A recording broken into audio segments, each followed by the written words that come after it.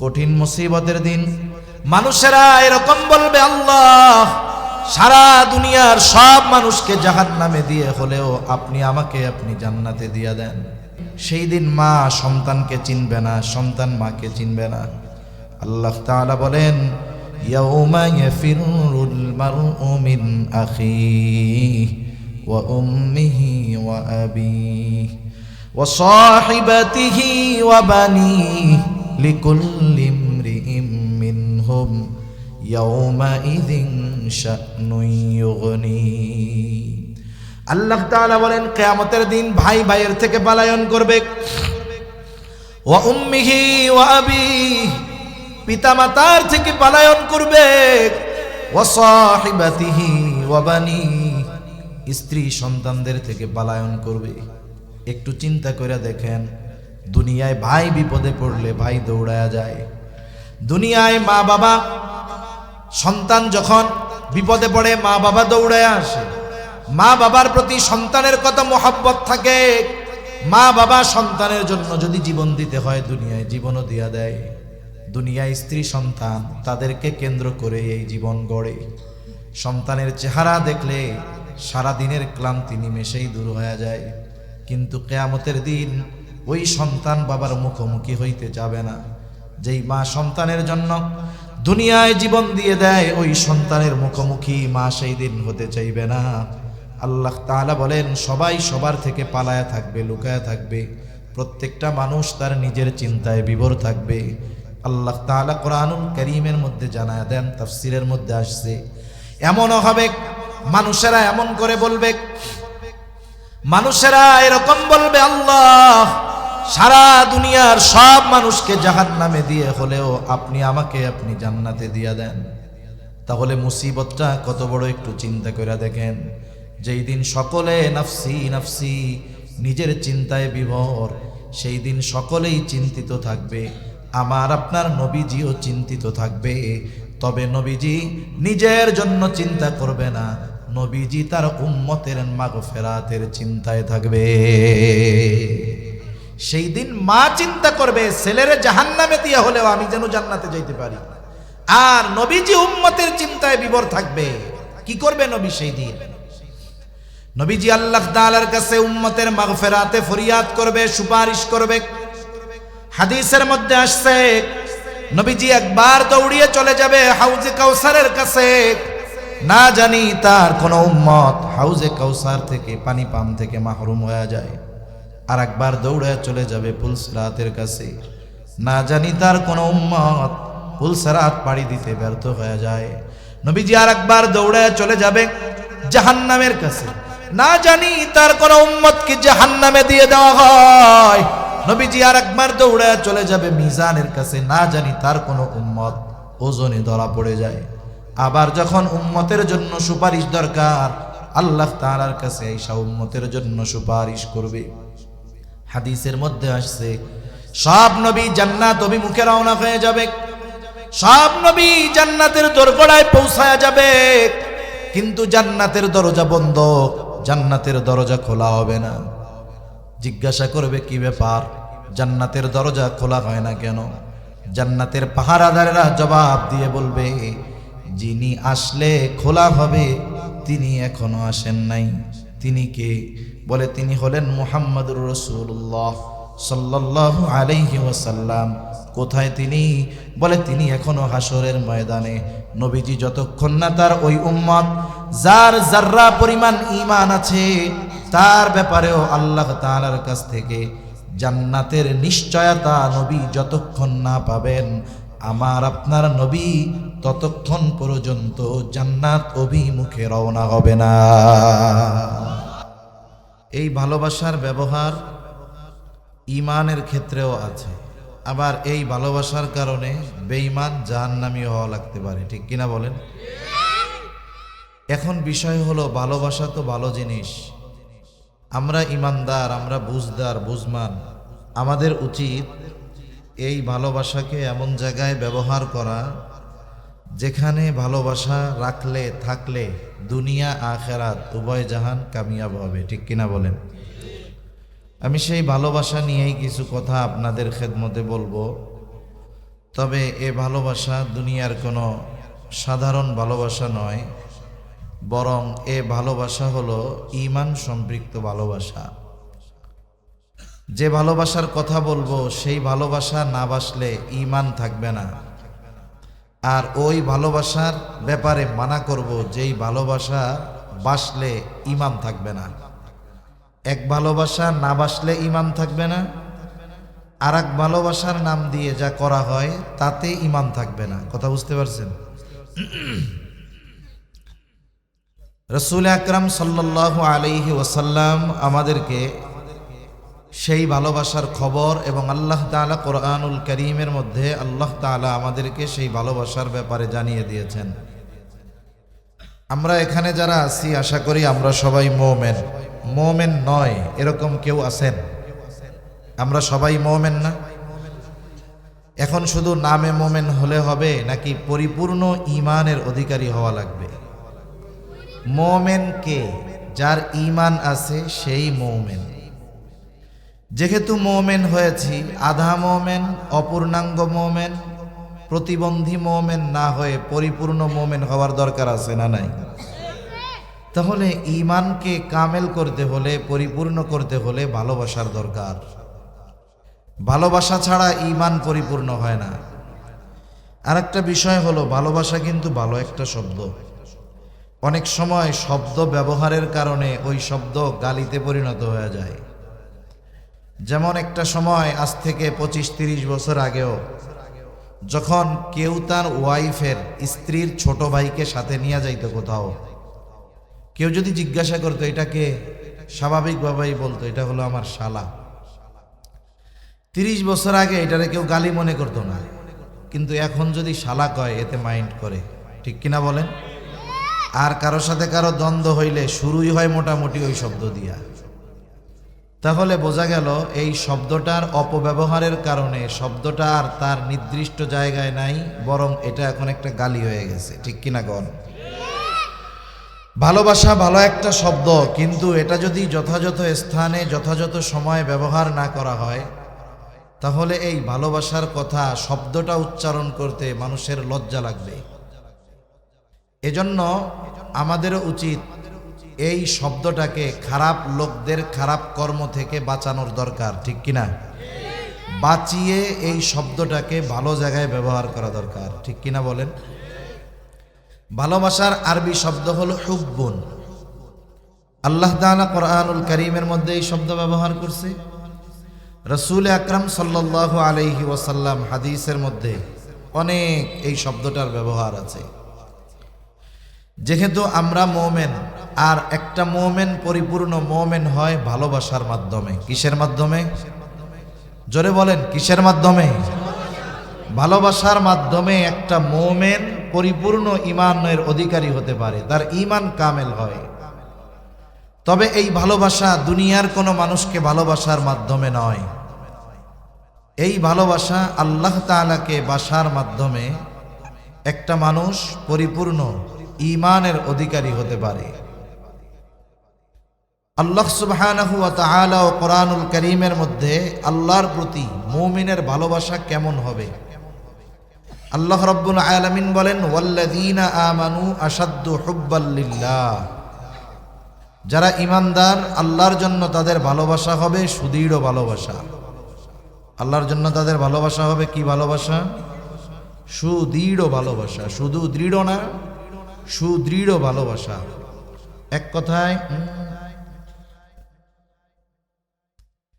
এক কথায় আল্লাহ তাআলাকে মুমিন এমন ভাবে ভালোবাসবে, আল্লাহ তাআলার জন্য যদি তার জীবন উৎসর্গ করতে হয়, ওই মুমিন পিছু হটবে না, পিছপা হবে না। ঠিক কিনা বলেন? আল্লাহর জন্য যদি কিছু করতে হয়, মুমিন পিছু হটবে না। আল্লাহর জন্য যদি কিছু ছাড়তে হয়, তাহলে মুমিন এটা ছাড়তে দ্বিধাবোধ করবে না। রাসূল আকরাম সাল্লাল্লাহু আলাইহি ওয়াসাল্লাম কার ঈমান পরিপূর্ণ তথা কার আল্লাহ তাআলার প্রতি সুদৃঢ় ভালোবাসা আছে, এ বিষয়টা আমরা কেমনে বুঝতে পারবো? যেন বুঝতে পারি এই দিক নির্দেশনা, এই সলিউশন, এই সমাধান রাসূলুল্লাহ সাল্লাল্লাহু আলাইহি ওয়াসাল্লাম আমাদেরকে দিয়ে দিয়েছেন। সুবহানাল্লাহ বলেন। এখন আসেন, প্রথমে একটা জিনিস মনে রাখবো, আল্লাহকে মুমিন ভালোবাসে সর্বোচ্চ সুদৃঢ়, আর সর্বোচ্চ ভালোবাসা আল্লাহ তাআলাকে বাসা হবে তখন ওই ব্যক্তির ঈমান পূর্ণ হবে যখন। কথা বুঝতে পারছেন? তাহলে যার ঈমান পূর্ণ সে সবচাইতে বেশি ভালো কাকে বাসে? এখন কার ঈমান পরিপূর্ণ এটাও তো বোঝার দরকার আছে। কথা কি বুঝেন নাকি? সজাগ আছেন তো? নারায়ে তাকবীর। কারণ আমার আগে তো একজন জুয়ান মানুষ বয়ান করছে, মনে করেন সে শক্তি দিয়া কথা বলছে, মোটামুটি আপনাদেরকে তাজা রাখছে। আর আমার দেহটাও দেখাই তো বুঝেন, পোল্ট্রি মুরগি মোটা হয় বেশি, দেশি মুরগি বেশি মোটা সোটা হয় না, কিন্তু কি মজবুত। পোল্ট্রি মুরগির ওই দেশি মুরগির রান দিয়া পোল্ট্রি মুরগিরে বাড়ি মারলে পোল্ট্রি মুরগি নিহত হয়ে যাবে। এখন উনি তো শক্তি টক্তি দিয়া বলছে, কিন্তু আপনারা একটু জবাব দিয়ে সজাগ থেকে আমারে একটু তাজা রাখতে হবে, পারা যাবে না ইনশাআল্লাহ? তাহলে আল্লাহ তাআলাকে সুদৃঢ় ভালোবাসে সে যার ঈমান পরিপূর্ণ। এখন কথা কইল, ঈমান কার পরিপূর্ণ, কেমনে বুঝবো? قال رسول الله صلى الله عليه وسلم من أحب لله وأبغض لله ومنع لله وأعطى لله فقد استكمل الإيمان। রাসূল আকরাম সাল্লাল্লাহু আলাইহি ওয়াসাল্লাম বলেন, মান আহাব্বা লিল্লাহ, যে ভালোবাসে আল্লাহ তাআলার জন্য, তার মানে সে যাকেই ভালোবাসবে এই ভালোবাসা হবে আল্লাহ তাআলার সন্তুষ্টির জন্য। দুনিয়াতে ভালোবাসা দুই ধরনের, একটা হলো বৈধ ভালোবাসা আর একটা হলো অবৈধ ভালোবাসা। আসেন, যেহেতু 14ই ফেব্রুয়ারি এটা অবৈধ ভালোবাসাকে কেন্দ্র করে এই দিবসের সূচনা হয়েছে। অবৈধ ভালোবাসা কোনটা? অবৈধ ভালোবাসা হলো একটা যুবক যুবতীর মধ্যে যেই বিবাহ বহির্ভূত সম্পর্ক, যুবক বলে আমি তাকে ভালোবাসি, সেও বলে আমি ওকে ভালোবাসি। এ ভালোবাসা যত গভীর হোক, বলেন তো এই ভালোবাসা বৈধ নাকি অবৈধ? এই ধরনের যত ভালোবাসা আছে সব ভালোবাসাগুলো অবৈধ ভালোবাসা। অবৈধ ভালোবাসা আল্লাহর সন্তুষ্টির জন্য বাসা যায় না। কোন যুবক যদি কোনো যুবতীকে বলে যার সাথে তার বিবাহের সম্পর্ক নাই, ভাইও নয়, বোনও নয়, মা বাবাও নয়, ছেলেও নয়, স্বামীও নয়, স্ত্রীও নয়, এই যুবক যদি ওই যুবতীকে বলে আমি তোমারে আল্লাহর জন্য ভালোবাসি, ও যদি মনে করে এই যুবতীকে ভালোবাসলে আল্লাহ খুশি হবে, আমি বলি খুশি হবে না, বরং তোর ঈমানটা চলে যাবে। অবৈধ ভালোবাসা আল্লাহর সন্তুষ্টির জন্য বাসা যায় না। এখন বলেন, পান করার সময় কার নামে পান করতে হয়? বিসমিল্লাহ বলে পান করতে হয়। এখন বলেন তো, কেউ যদি ইচ্ছা করে বুঝে শুনে বিসমিল্লাহ কইয়া মদ পান করে, ঈমান থাকবে কি থাকবে না? ঈমান চলে যাবে। যেই ভালোবাসা শরীয়ত বলে হারাম, যেই ভালোবাসা শরীয়ত নিষিদ্ধ করেছে, এমন কোনো ভালোবাসা আল্লাহর সন্তুষ্টির জন্য বাসা যায় না। যদি কেউ বাসে তাহলে তার ঈমান থাকে না। এজন্য এক নম্বরে আমাদেরকে সকল প্রকার অনৈতিক ভালোবাসা থেকে বেঁচে থাকতে হবে। একটা ছেলে একটা মেয়েকে ভালোবাসতে পারবে না। পারবে কখন? যখন সম্পর্ক হবে শরীয়তের নীতিমালায় এই ভালোবাসা বৈধ হওয়ার একটা সম্পর্ক যখন তার মধ্যে হবে, তখন ভালোবাসলে সওয়াব আছে। এমনি সওয়াব নাই, বরং ঈমান যাওয়ার আশঙ্কা আছে। ঠিক কিনা বলেন? তাহলে আল্লাহর জন্য ভালোবাসতে হয় বৈধ ভালোবাসা। বৈধ ভালোবাসা কোনটা? বাবার প্রতি মায়ের ভালোবাসা, মার প্রতি সন্তানের ভালোবাসা, মেয়ের প্রতি মার ভালোবাসা, ভাইয়ের প্রতি বোনের ভালোবাসা। এক মুমিন ভাইয়ের প্রতি আর এক মুমিন ভাইয়ের ভালোবাসা, এই সব ভালোবাসাগুলো বৈধ ভালোবাসা। তবে এই বৈধ ভালোবাসাগুলো দুনিয়ায় মানুষ সম্পর্কের কারণেও বাসে।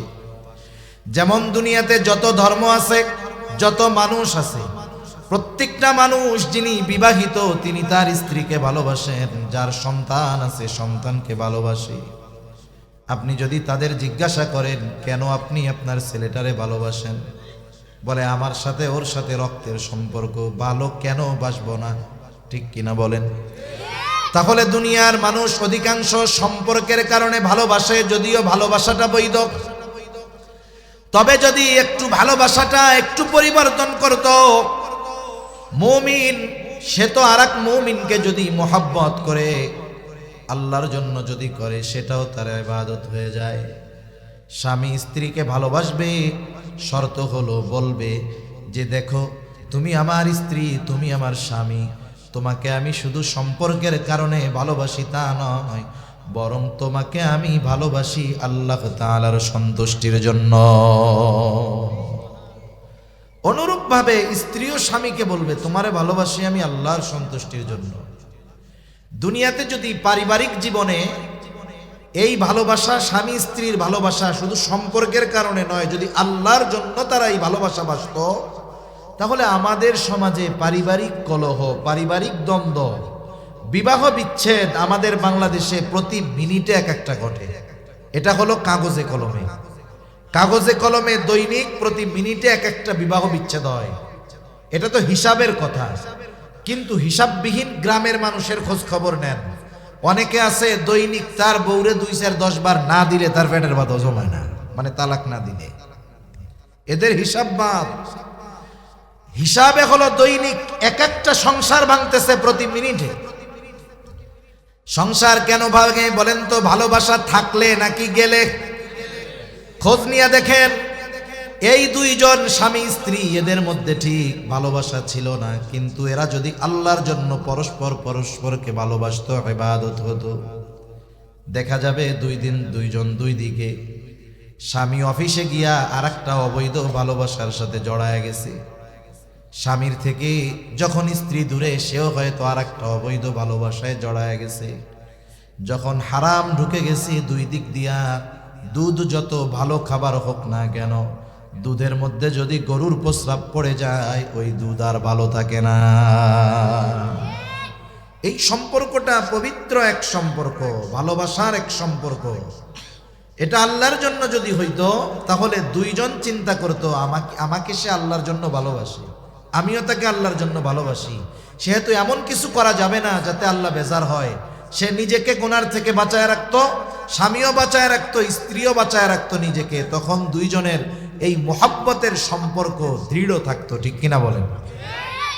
এজন্য আমরা আমাদের আত্মীয় স্বজন সকলকে আল্লাহর জন্য ভালোবাসবো। সম্পর্কের ভালোবাসা সব ধর্মের মানুষ বাসে, কিন্তু আল্লাহর জন্য ভালোবাসা মুমিন একে অপরকে বাসে। তখন কি হয়? এই ভালোবাসাটা শুধু শান্তির কারণ হয় না, আল্লাহর জন্য এই ভালোবাসা পরস্পরের মধ্যে থাকার কারণে ওই ভালোবাসাটাও তার আমলনামায় ইবাদত বলে গণ্য হয়ে যায়। তাহলে এখন থেকে যারা বিবাহিত, স্ত্রীকে বলবে আই লাভ ইউ, ভালোবাসি। এই শব্দটার প্রয়োগ বৈধ জায়গায় বেশি বেশি করতে হবে, না করার কারণে অবৈধ জায়গায় বেশি প্রয়োগ হইতেছে। এজন্য আজকের থেকে যাদের ওয়াইফ আছে বিবাহিত, বুড়া হোক আর বুড়া হোক, এটা একবারে বৃদ্ধ হইলেও মুরব্বি যায় বলবেন আমি তোমাকে ভালোবাসি। ইংরেজিতেও বলবেন আই লাভ ইউ। ভালোবাসি কেন? বলে আল্লাহর সন্তুষ্টির জন্য ভালোবাসি। কথা বুঝেন নাই? ভাই ভাইকে ভালোবাসবে, ভাই বোনকে ভালোবাসবে আল্লাহর জন্য, বাবা সন্তানকে ভালোবাসবে, মেয়ে মাকে ভালোবাসবে আল্লাহর জন্য। তাহলে বলেন আমাদের দুনিয়ার সকল বৈধ ভালোবাসা হবে কার জন্য? জোরে বলেন। আল্লাহর নবী সেই কথাই বলেন, মান আহাব্বা লিল্লাহ, যে বৈধ ভালোবাসা বাসে আল্লাহ তাআলার জন্য। 2 নাম্বার, ওয়া আবগাদা লিল্লাহ, যে বিরোধিতা করে, দুশ্মনী করে, সম্পর্ক ছিন্ন করে আল্লাহর জন্য। মনে রাখবেন, আপনি যদি আপনার সন্তানকে আল্লাহর জন্য ভালোবাসেন, ওই আল্লাহর জন্যই আপনি সন্তানের বিরুদ্ধে যেতে পারবেন। যদি শুধু সম্পর্কের কারণে আপনি একজনকে ভালোবাসেন, যদি কখনো আল্লাহর জন্য তার বিরোধিতা করতে হয়, সেটা আপনি তখন পারবেন না। যদি ভালোবাসার মূলটা হয় আল্লাহর জন্য, তাহলে আল্লাহর জন্য আপনি তাকে দুশমন বানাতে পারবেন। হতে পারে না? বাবা ছেলের মধ্যে শত্রুতা, দুশমনি হতে পারে কি পারে না? মনে করেন সন্তানকে আপনি ভালোবাসতেন, এখন এই সন্তান ইসলাম বিদ্বেষী হয়ে গেছে, এই সন্তান এখন নাস্তিক হয়ে গেছে, এই সন্তান এখন ইসলামের বিরুদ্ধের এক বড় শক্তি, ওর প্রতি আর ভালোবাসা রাখা যাবে? আপনি আগে যেমন আল্লাহর জন্য তাকে ভালোবাসতেন, ও যখন আল্লাহর বিরোধী, রাসূলের বিরোধী, ওর বিরুদ্ধে আপনার শত্রুতা হবে, তবে সেটাও হবে আল্লাহর জন্য। এই জন্য যাকে আল্লাহর জন্য ভালোবাসা যায়, যেই সম্পর্কটা আল্লাহর জন্য গড়া যায়, ওই সম্পর্কটা আল্লাহর জন্য ভাঙাও যায়। এটা ভালোবাসার মূলনীতি হবে যে আমাদের ভালোবাসা হবে আল্লাহ তাআলার জন্য। তাহলে ভালোবাসাও যাবে, তাহলে ওই ভালোবাসা ত্যাগ করাও যাবে।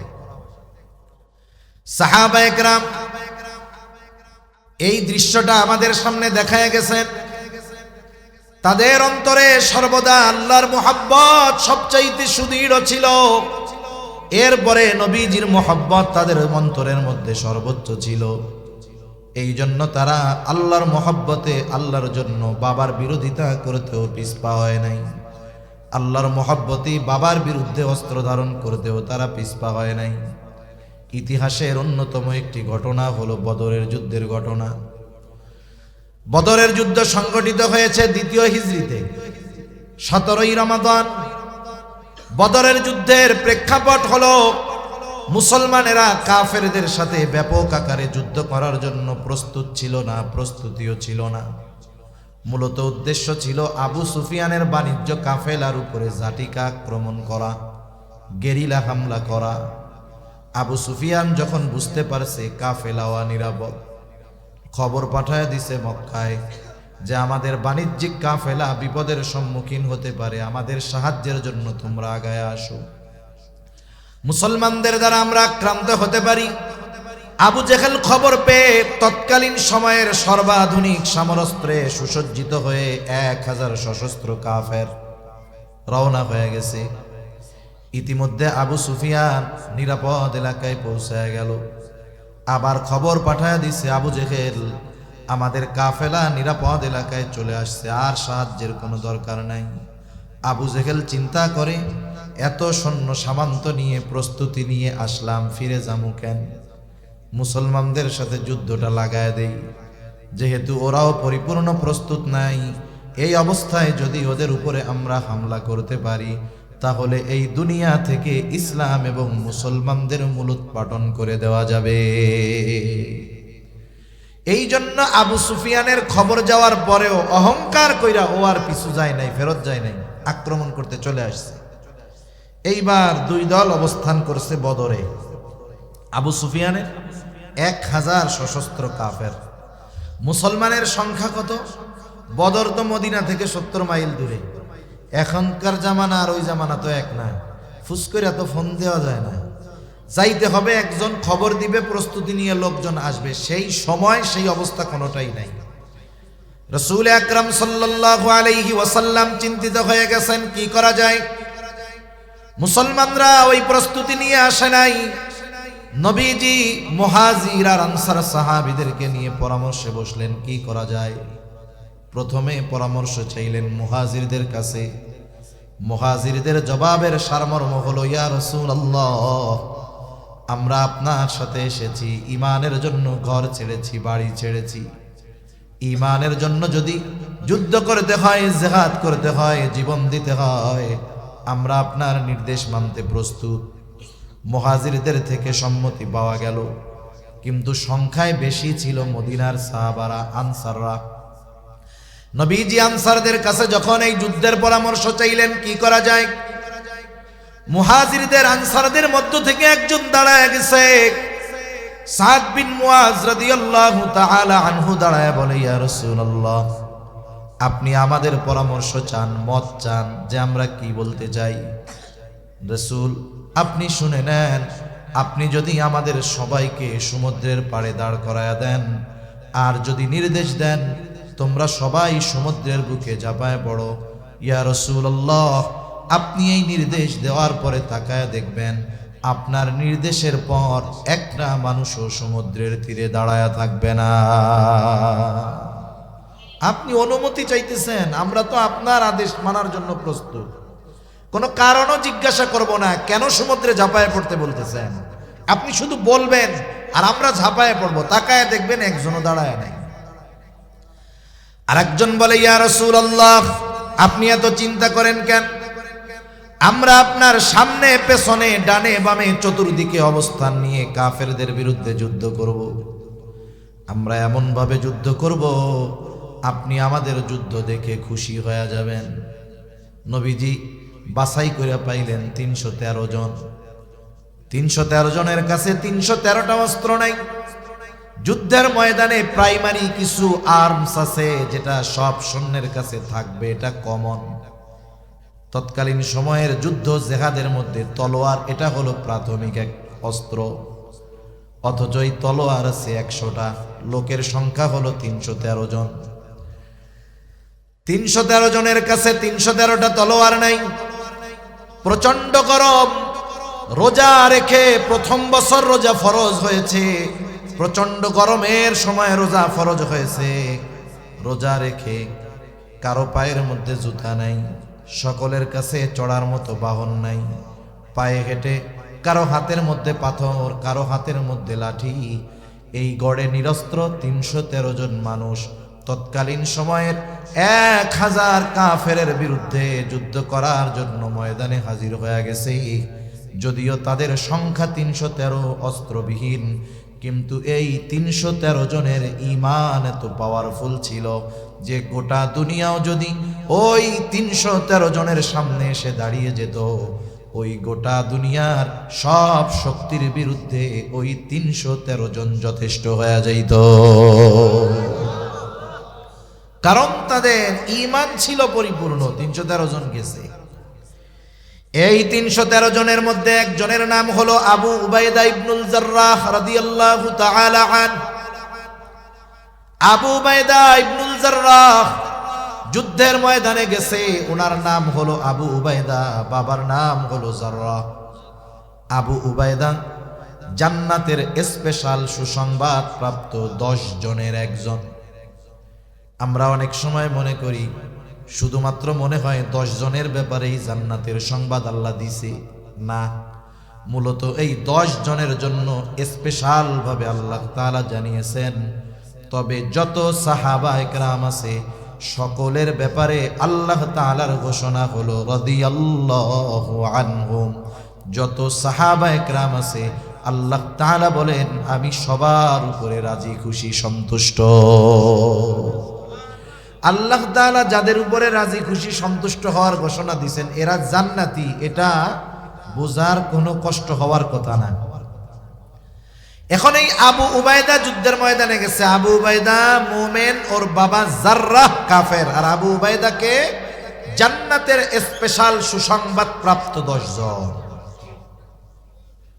যেমন অনেক সময় বিদেশ সফরে যায় না মানুষ, বিদেশ সফরে বড় বড় যেই বিমানগুলো, বোয়িং বা এয়ারবাসের বড় বড় বিমান, 500-700-800 মানুষ ধরে, ওই বিমানগুলোর ভিতরে ওই বিমানের গন্তব্য, ওই বিমানে যারা আছে মধ্যে সবার গন্তব্য এক জায়গায়, ঠিক না? কিন্তু ওই বিমানের মধ্যে স্তরবিন্যাস থাকে, ছিটের ভাগ থাকে। কিছু থাকে বিজনেস ক্লাস, কিছু থাকে রয়্যাল ক্লাস, আর কিছু থাকে ইকোনমি ক্লাস। যাত্রী সব এক জায়গায় যাবে, কিন্তু সবচাইতে ভিআইপি কারা? যারা বিজনেস ক্লাসে থাকে।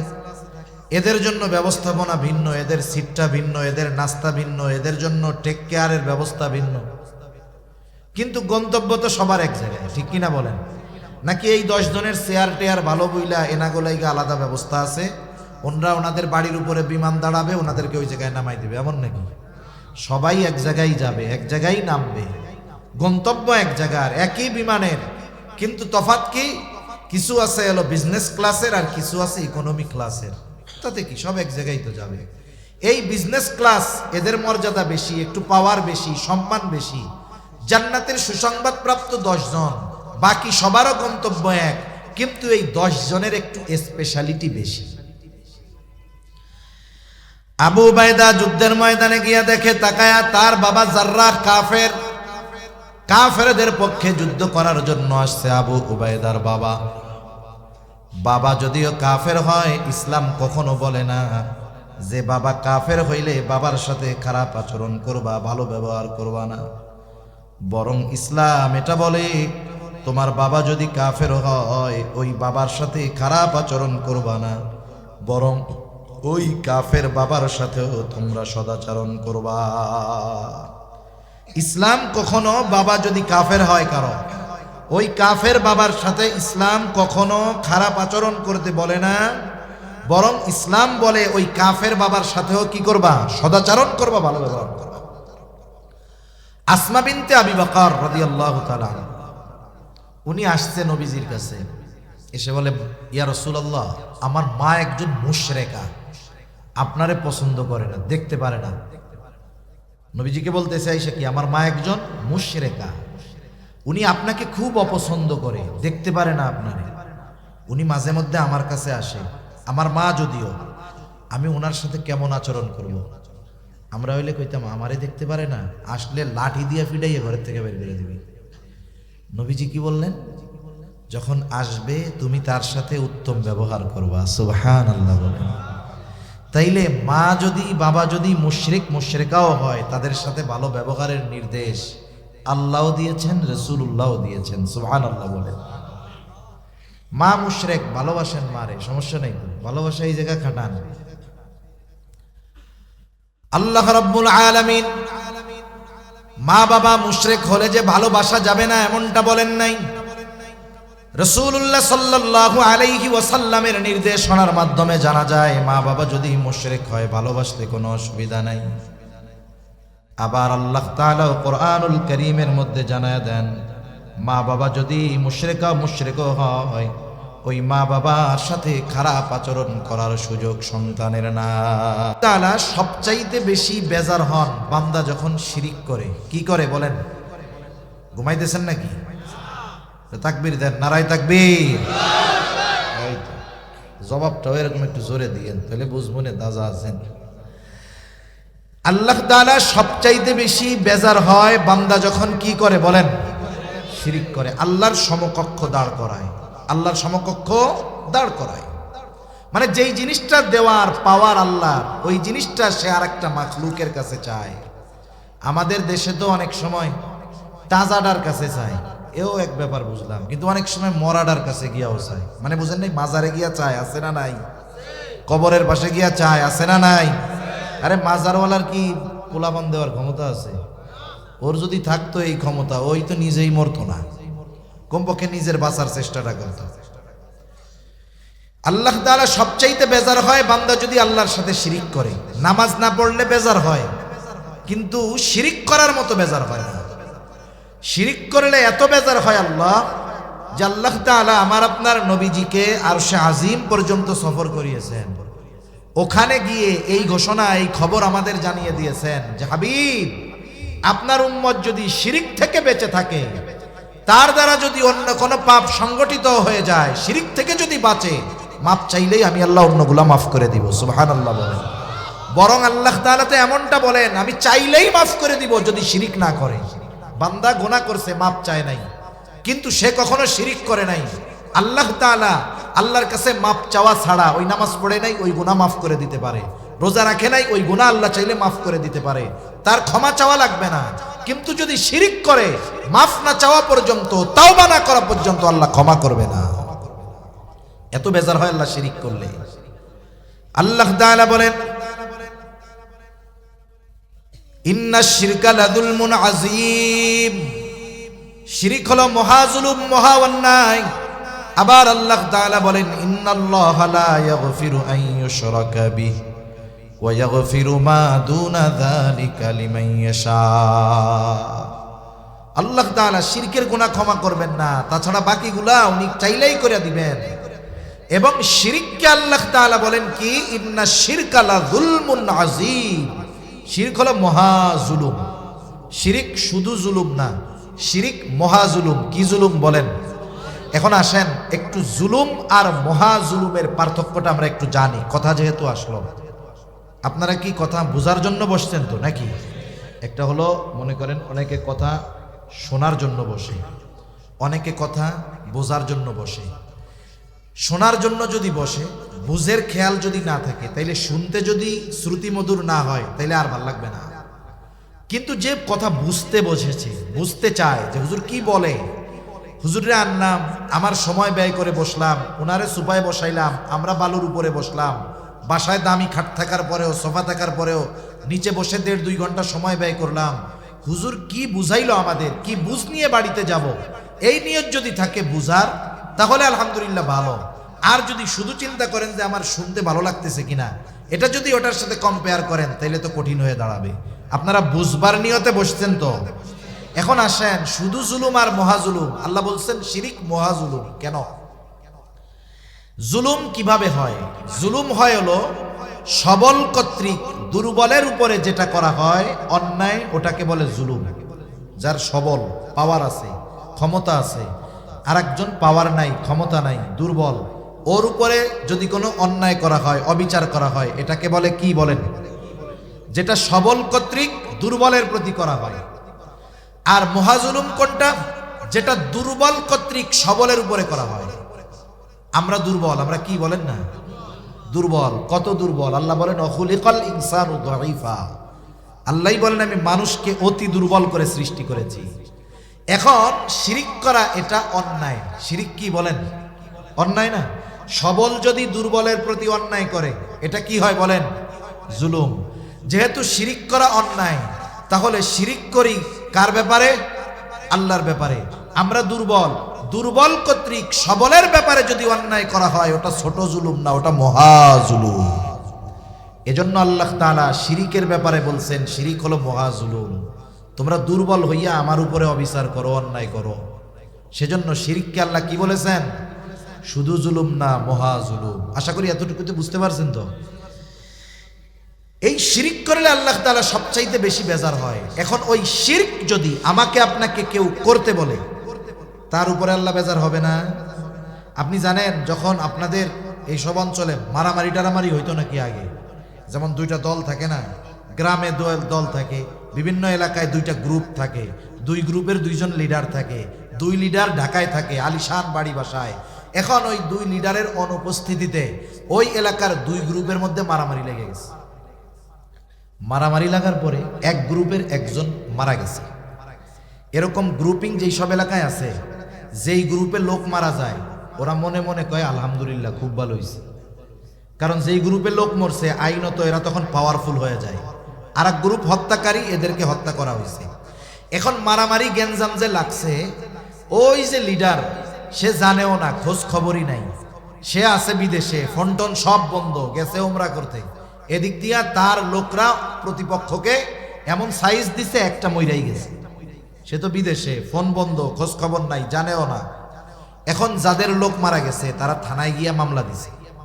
আমারে বলেন তো 1 নম্বর আসামি কে হবে? বেজাল গুজাল মনে হয় হেমায়েতপুরীর লোকজন বোঝে না, অথচ লিডার কি জানে কিছু? তার মানে বোঝা গেল যে হুকুমদাতা, তার নামে মামলা 1 নম্বরে হয়। আর লিডার হইলে হুকুম দেওয়াও লাগবে না, না জানলেও হুকুমদাতা হিসাবে নাম তার হবে। ঠিক কিনা বলেন? তাহলে বোঝা গেল কিছু কিছু ক্ষেত্র বিশেষ এমন আছে যে শিরকের অর্ডার দেয়, তার উপরে আল্লাহ আরো বেশি বেজার হয়। আল্লাহ রাব্বুল আলামিন সেই কথাই বলেন যে কথাটা বলার জন্য এত কথা কইলাম। মা বাবা যদি সন্তানকে শিরিক করার জন্য আদেশ দেয়, যেই সন্তান ঈমান আছে, মা বাবা যদি শিরিক করার জন্য আদেশ দেয়, বলেন তো মা বাবার উপরে মেজাজ গরম হবে কি হবে না? কারণ প্রত্যেকটা মুমিন মা বাবার চাইতেও আল্লাহ তাআলাকে বেশি ভালোবাসে। এখন কথা হইল, মা বাবা যদি আমাকে আপনাকে শিরিক করার আদেশ দেয়, আল্লাহ তাআলার পক্ষ থেকে নির্দেশনা কি?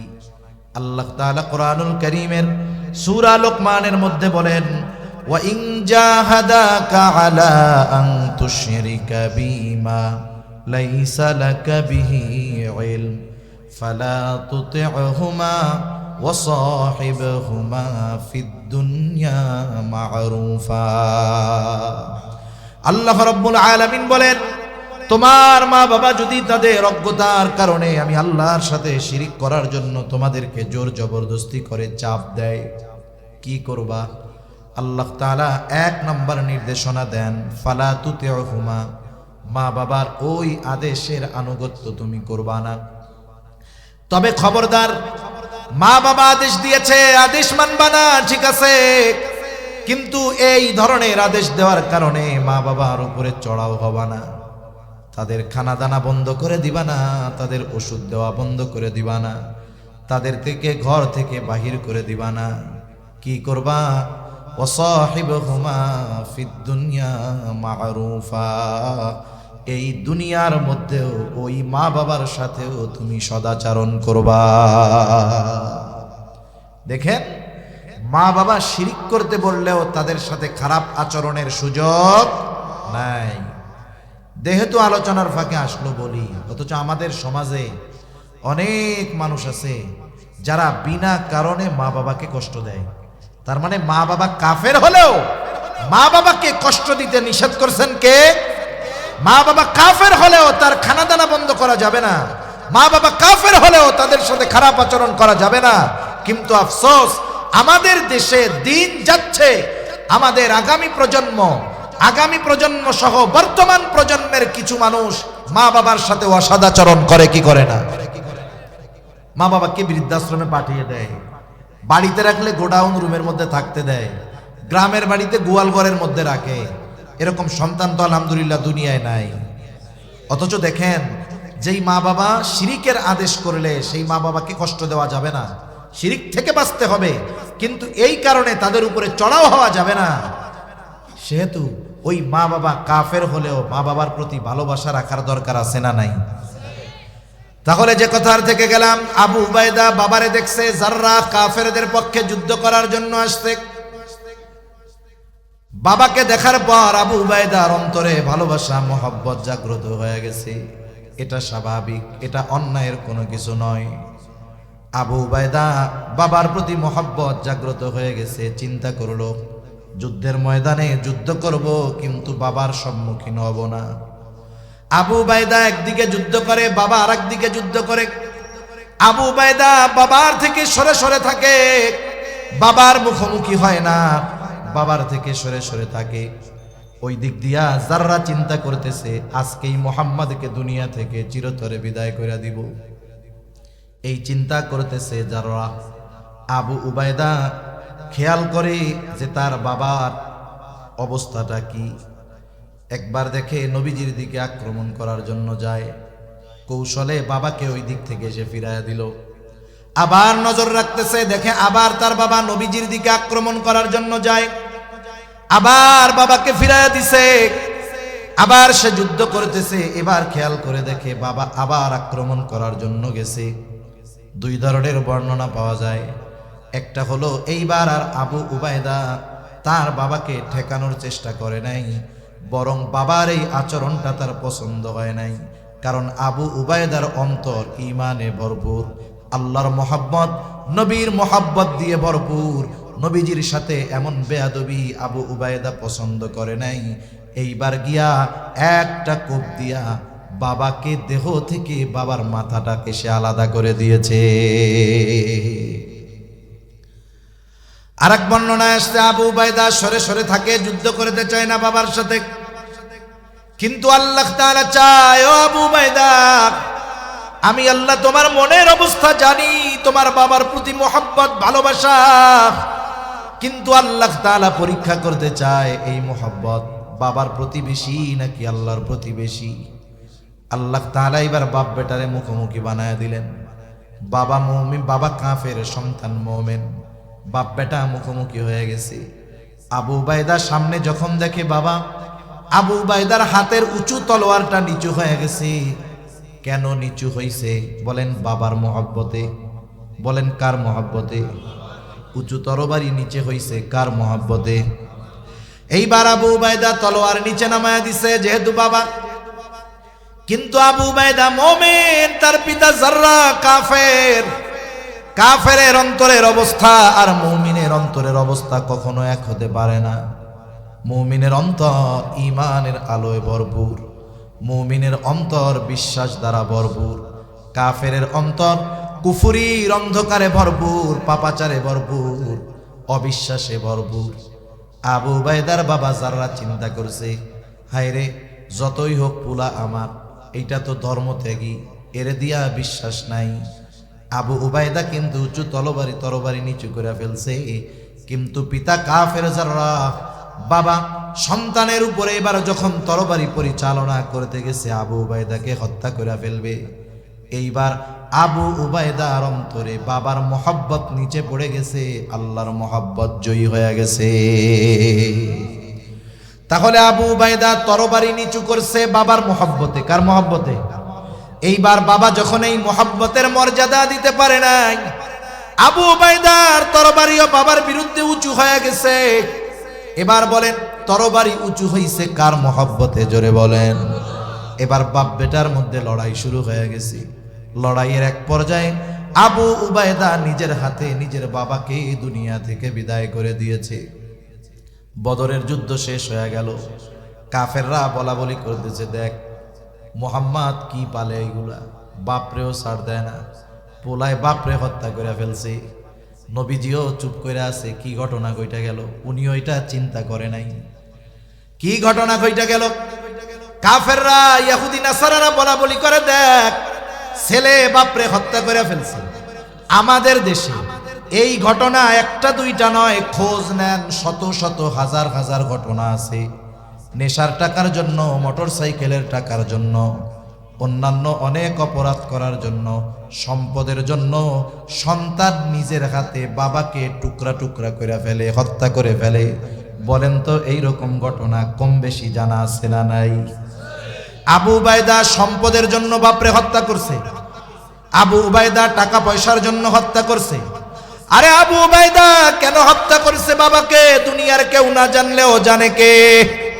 আরো জোরে বলেন কে? আল্লাহর মোহাব্বতে আবু উবাইদা এই কাজ করছে, দুনিয়ার কোনো স্বার্থে করে নাই। নবীজি চুপ, আসমান থেকে কোনো ঘোষণা এখনো আসে না। কাফেররা কথা বলা বলি করে, টিটকারি মারে। জিব্রাইল আলাইহিস সালাতু ওয়াস সালাম এইবার এই ঘটনাকে কেন্দ্র করে ওহী নিয়ে হাজির হয়ে গেলেন। আবু উবাইদা সহ ওই জায়গায় বদরের যুদ্ধে যারা এই রকম ঈমান দীপ্ত মোহব্বতের পরিচয় দিয়েছে, তাদের ব্যাপারে আল্লাহ তাআলা ওহী নাজিল করে বলেন, লা তাজিদু কওমান ইউমিনুনা বিল্লাহি ওয়াল ইয়াউমিল আখির ইউআদ্দুনা মান হাদ্দাল্লাহা ওয়া রাসূলাহু ওয়ালাউ কানু আবাআহুম আও আবনাআহুম আও ইখওয়ানাহুম আও আশীরাতাহুম উলাইকা কাতাবা ফি কুলুবিহিমুল ঈমান। আল্লাহ রাব্বুল আলামিন নবীজিকে বলতেছে, আরে ওরা যে কথা বলে বলুক, শুনে নেন আপনি। লা তাজিদু কওমান ইউমিনুনা বিল্লাহ, যারা আল্লাহ তাআলাকে ভালো, আল্লাহ তাআলার প্রতি ঈমান রাখে, ইউমিনুনা বিল্লাহি ওয়াল ইয়াউমিল আখির, যেই কওম আল্লাহ এবং আখিরাতের প্রতি ঈমান রাখে, তাদেরকে আপনি এমন অবস্থায় পাবেন না। কেমন অবস্থায়? ইউআদ্দুনা মান হাদ্দাল্লাহা ওয়া রাসূলাহু, যে ওই সম্প্রদায় তথা ওই ঈমানদারেরা ওই সমস্ত মানুষদের সাথে ভালো সম্পর্ক রাখে, ওই সমস্ত মানুষদের প্রতি ভালোবাসা রাখে যারা আল্লাহ এবং তার রাসূলের প্রতি বিদ্বেষ পোষণ করে। তার মানে প্রকৃত মুমিন যারা, এরা আল্লাহ এবং রাসূলের প্রতি বিদ্বেষ পোষণকারীদেরকে কখনো পছন্দ করে না। আল্লাহ বলতেছে ওই লোকগুলোর ব্যাপারে যারা বদরের ময়দানে একজন সন্তানকে মেরে দিছে, একজন ভাইরে আর একজন বাপরে সাইজ করে দিছে। এখন এই ঘটনা ঘটছে, এক যুদ্ধে একজন বাপরে মারছে, আর একজন ছেলেরে মারছে, আর একজন ভাইরে মারছে। আরেকজন আশেপাশের প্রতিবেশীরে সাইজ করে দিছে। এখন ওরা বলা বলি করতেছে না যে এরা কেমন কম, দেখছস বাপ রেও সাইজ করে দিছে, ভাইরেও দিছে, তারপরে ছেলেরেও দিছে, ছেলেরেও ছাড় দেয় নাই, এগুলো কেমন লোক। আল্লাহ তাদের ব্যাপারে বলতেছে ওরা হলো এমন লোক, ওরা এমন ইমানদার যে আল্লাহ এবং রসুলের প্রতি বিদ্বেষ পোষণকারী কাউকে ওরা পছন্দ করে। এখন এই মুমিনদের ওই অপছন্দকারী ব্যক্তিগুলো যদি তারা মুমিনদের বাবাও হয়, তার মানে প্রকৃত মুমিনের বাবা যদি আল্লাহ এবং রসুলের প্রতি বিদ্বেষ পোষণকারী হয়, ওই বাপকেও মুমিন ছেড়ে দেয় না। ওয়ালাউ কানু আবাআহুম আও আবনাআহুম, সন্তানের প্রতি যত মায়া মোহাব্বত থাকুক না কেন, সন্তান যদি আল্লাহ এবং রসুলের প্রতি বিদ্বেষ পোষণকারী হয়, ওরা ওই সন্তানকেও ছেড়ে দেয় না। সুবহানাল্লাহ বলেন। অথচ চিন্তা করে দেখেন, একটা বাবা তার জীবনের সব পরিশ্রম করে সন্তান কেন্দ্রিক, ঠিক কিনা বলেন? অথচ ঈমানদার সন্তান যদি বদ্দিন হয় সন্তানকেও ছেড়ে দেয় না।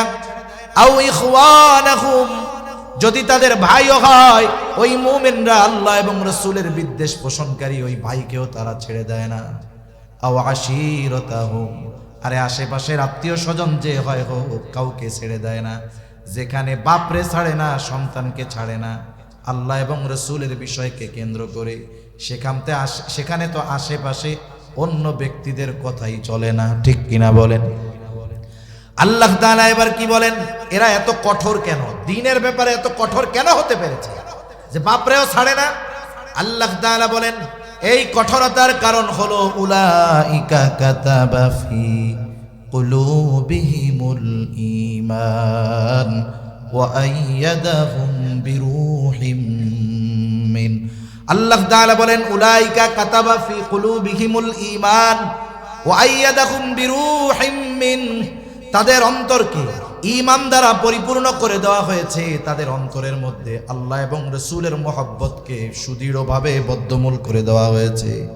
সাথে সাথে আল্লাহ তাআলা বিশেষ শক্তি দ্বারা তাদের হাতকে শক্তিশালী করেছে।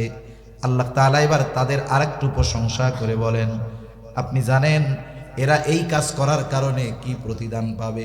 কাফেররা বলে কি খারাপ কাজ করলো, আর আল্লাহ বলেন শুইনা নেন, এদেরকে আমি অন্তরের মধ্যে স্পেশাল ভাবে ঈমানি শক্তি দিয়েছি।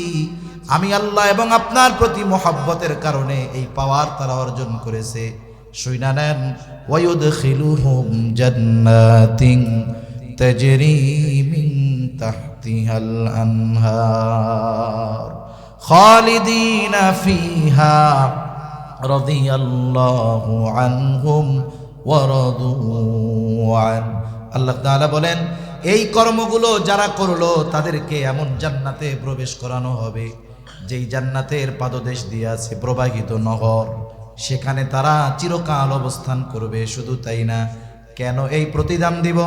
কাফেররা যদিও তাদের এই কর্মের জন্য তিরস্কার করতেছে, আপনি শুইনা নেন, রাদিয়াল্লাহু আনহুম ওয়া রাদু আন, তাদের এই কর্মের কারণেই আমি আল্লাহ স্বয়ং তাদের উপরে সন্তুষ্ট। তাহলে আমি যে কথার থেকে গেছি আবার পেছনের দিকে যাই, যে আমার আপনার কারো সাথে যদি দুশ্মনী পোষণ করতে হয়, শত্রুতা করতে হয়, বিরোধিতা করতে হয়, আমার সম্পদের জন্য করব না, জায়গা জমির জন্য করব না, ক্ষমতার জন্য করব না।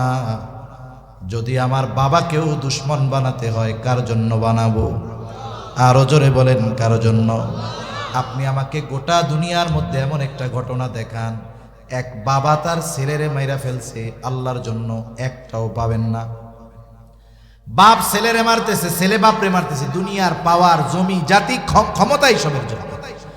কিন্তু আল্লাহর মুহাব্বতকে প্রাধান্য দিয়ে এই ধরনের কাজ করা এটা যেন তেন ব্যাপার নয়। তাহলে আসেন আমরা আর একটু সামনে যাই, আপনাদের কষ্ট হয়ে যাচ্ছে বেশি, সময় হয়ে গেছে অনেক। রাসূলুল্লাহ সাল্লাল্লাহু আলাইহি ওয়াসাল্লাম বললেন, এক নাম্বার, মান আহাব্বা লিল্লাহ, ভালোবাসতে হবে কার জন্য? জোরে বলেন। যাকে ভালোবাসলে আল্লাহ খুশি হবে, আমরা অবশ্যই অবশ্যই তাকে ভালোবাসবো। এই ভালোবাসাটা হবে আল্লাহর জন্য। বলবো ভাই আপনারে আল্লাহর জন্য ভালোবাসি।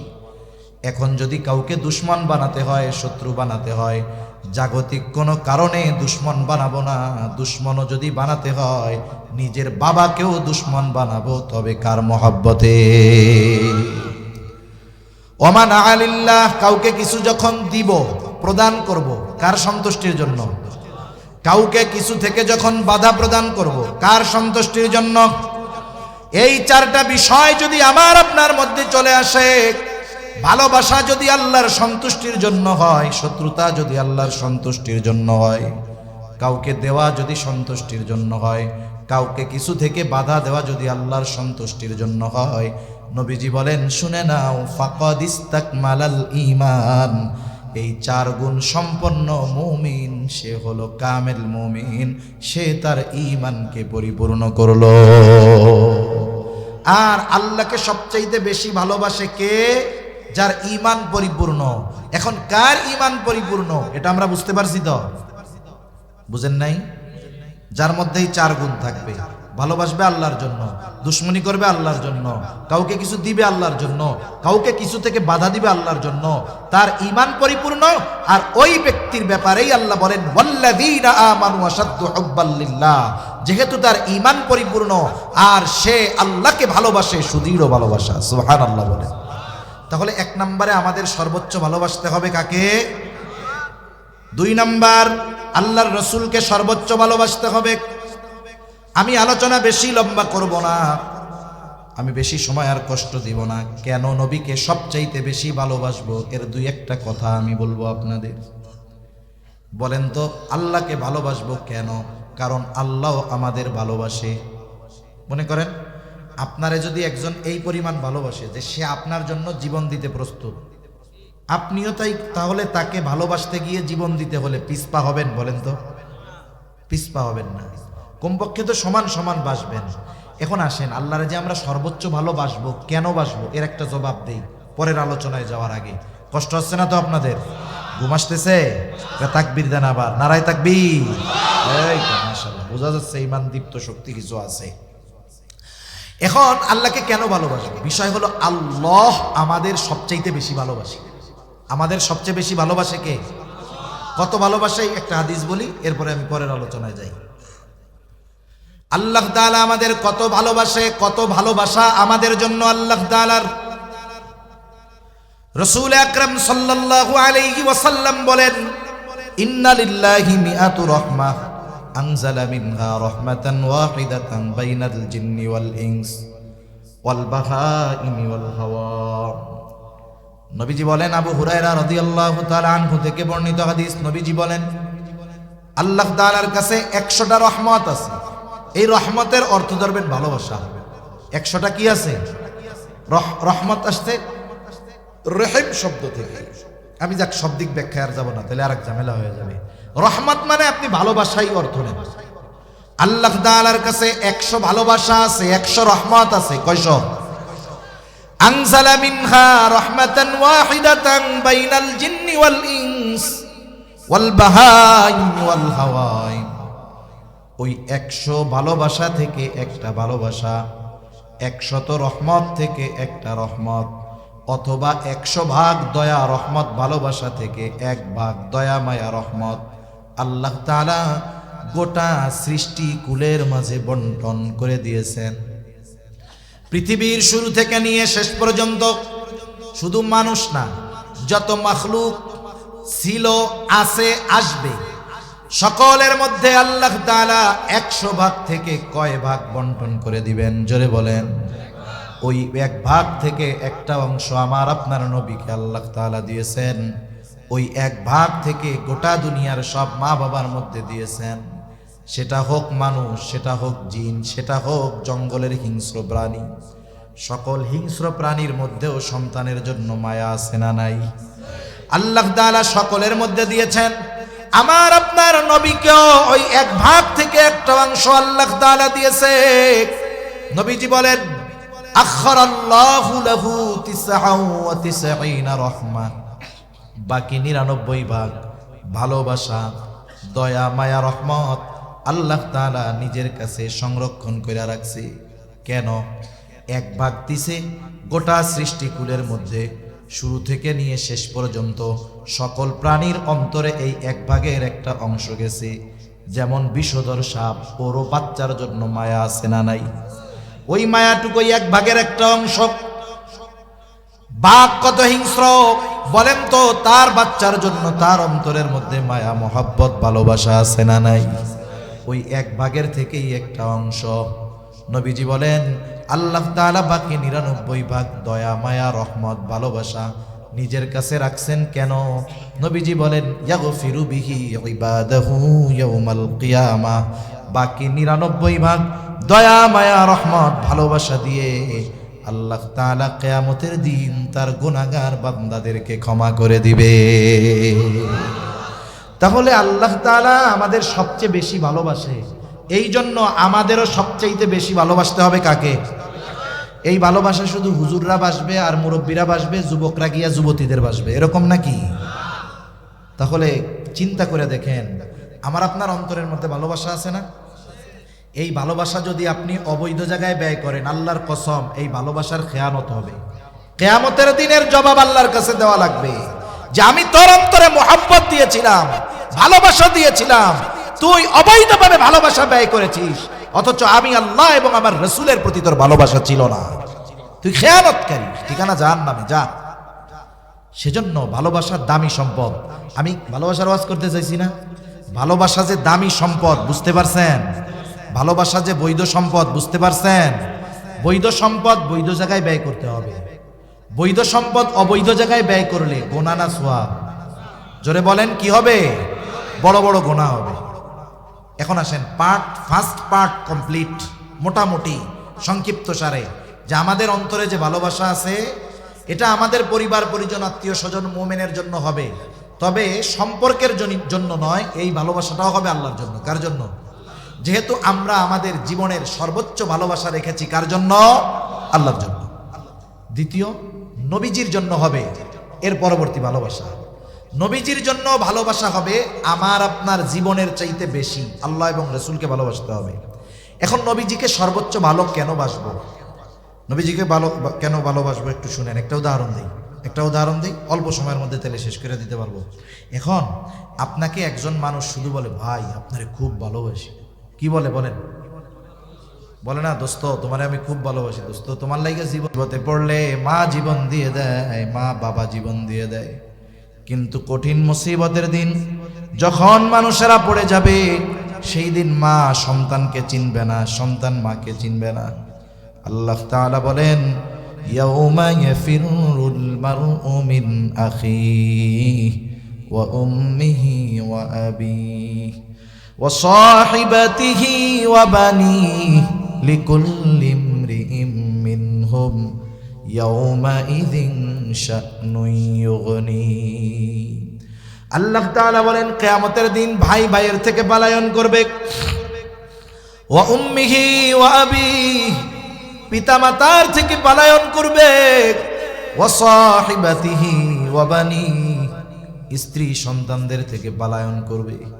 একটু চিন্তা করে দেখেন, দুনিয়ায় ভাই বিপদে পড়লে ভাই দৌড়ায়া যায়, দুনিয়ায় মা বাবা সন্তান যখন বিপদে পড়ে মা বাবা দৌড়ায় আসে, মা বাবার প্রতি সন্তানের কত মহব্বত থাকে, মা বাবা সন্তানের জন্য যদি জীবন দিতে হয় দুনিয়ায় জীবনও দিয়া দেয়। দুনিয়ায় স্ত্রী সন্তান তাদেরকে কেন্দ্র করে এই জীবন গড়ে। সন্তানের চেহারা দেখলে সারা দিনের ক্লান্তি নিমেষেই দূর হয়ে যায়, কিন্তু কিয়ামতের দিন ওই সন্তান বাবার মুখোমুখি হইতে যাবে না।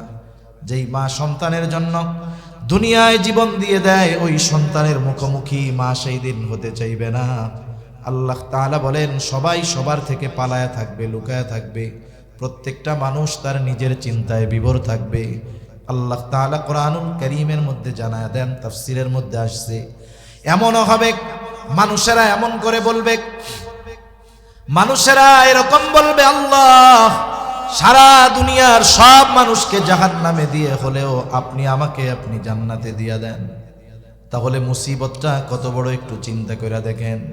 যেই দিন সকলে নাফসি নাফসি নিজের চিন্তায় বিভোর, সেই দিন সকলেই চিন্তিত থাকবে, আমার আপনার নবীজিও চিন্তিত থাকবে। তবে নবীজি নিজের জন্য চিন্তা করবে না, নবীজি তার উম্মতের মাগফিরাতের চিন্তায় থাকবে। সেই দিন মা চিন্তা করবে ছেলেরে জাহান্নামে দিয়া হলেও আমি যেন জান্নাতে যাইতে পারি, আর নবীজি উম্মতের চিন্তায় বিভোর থাকবে। কি করবে নবী সেই দিন?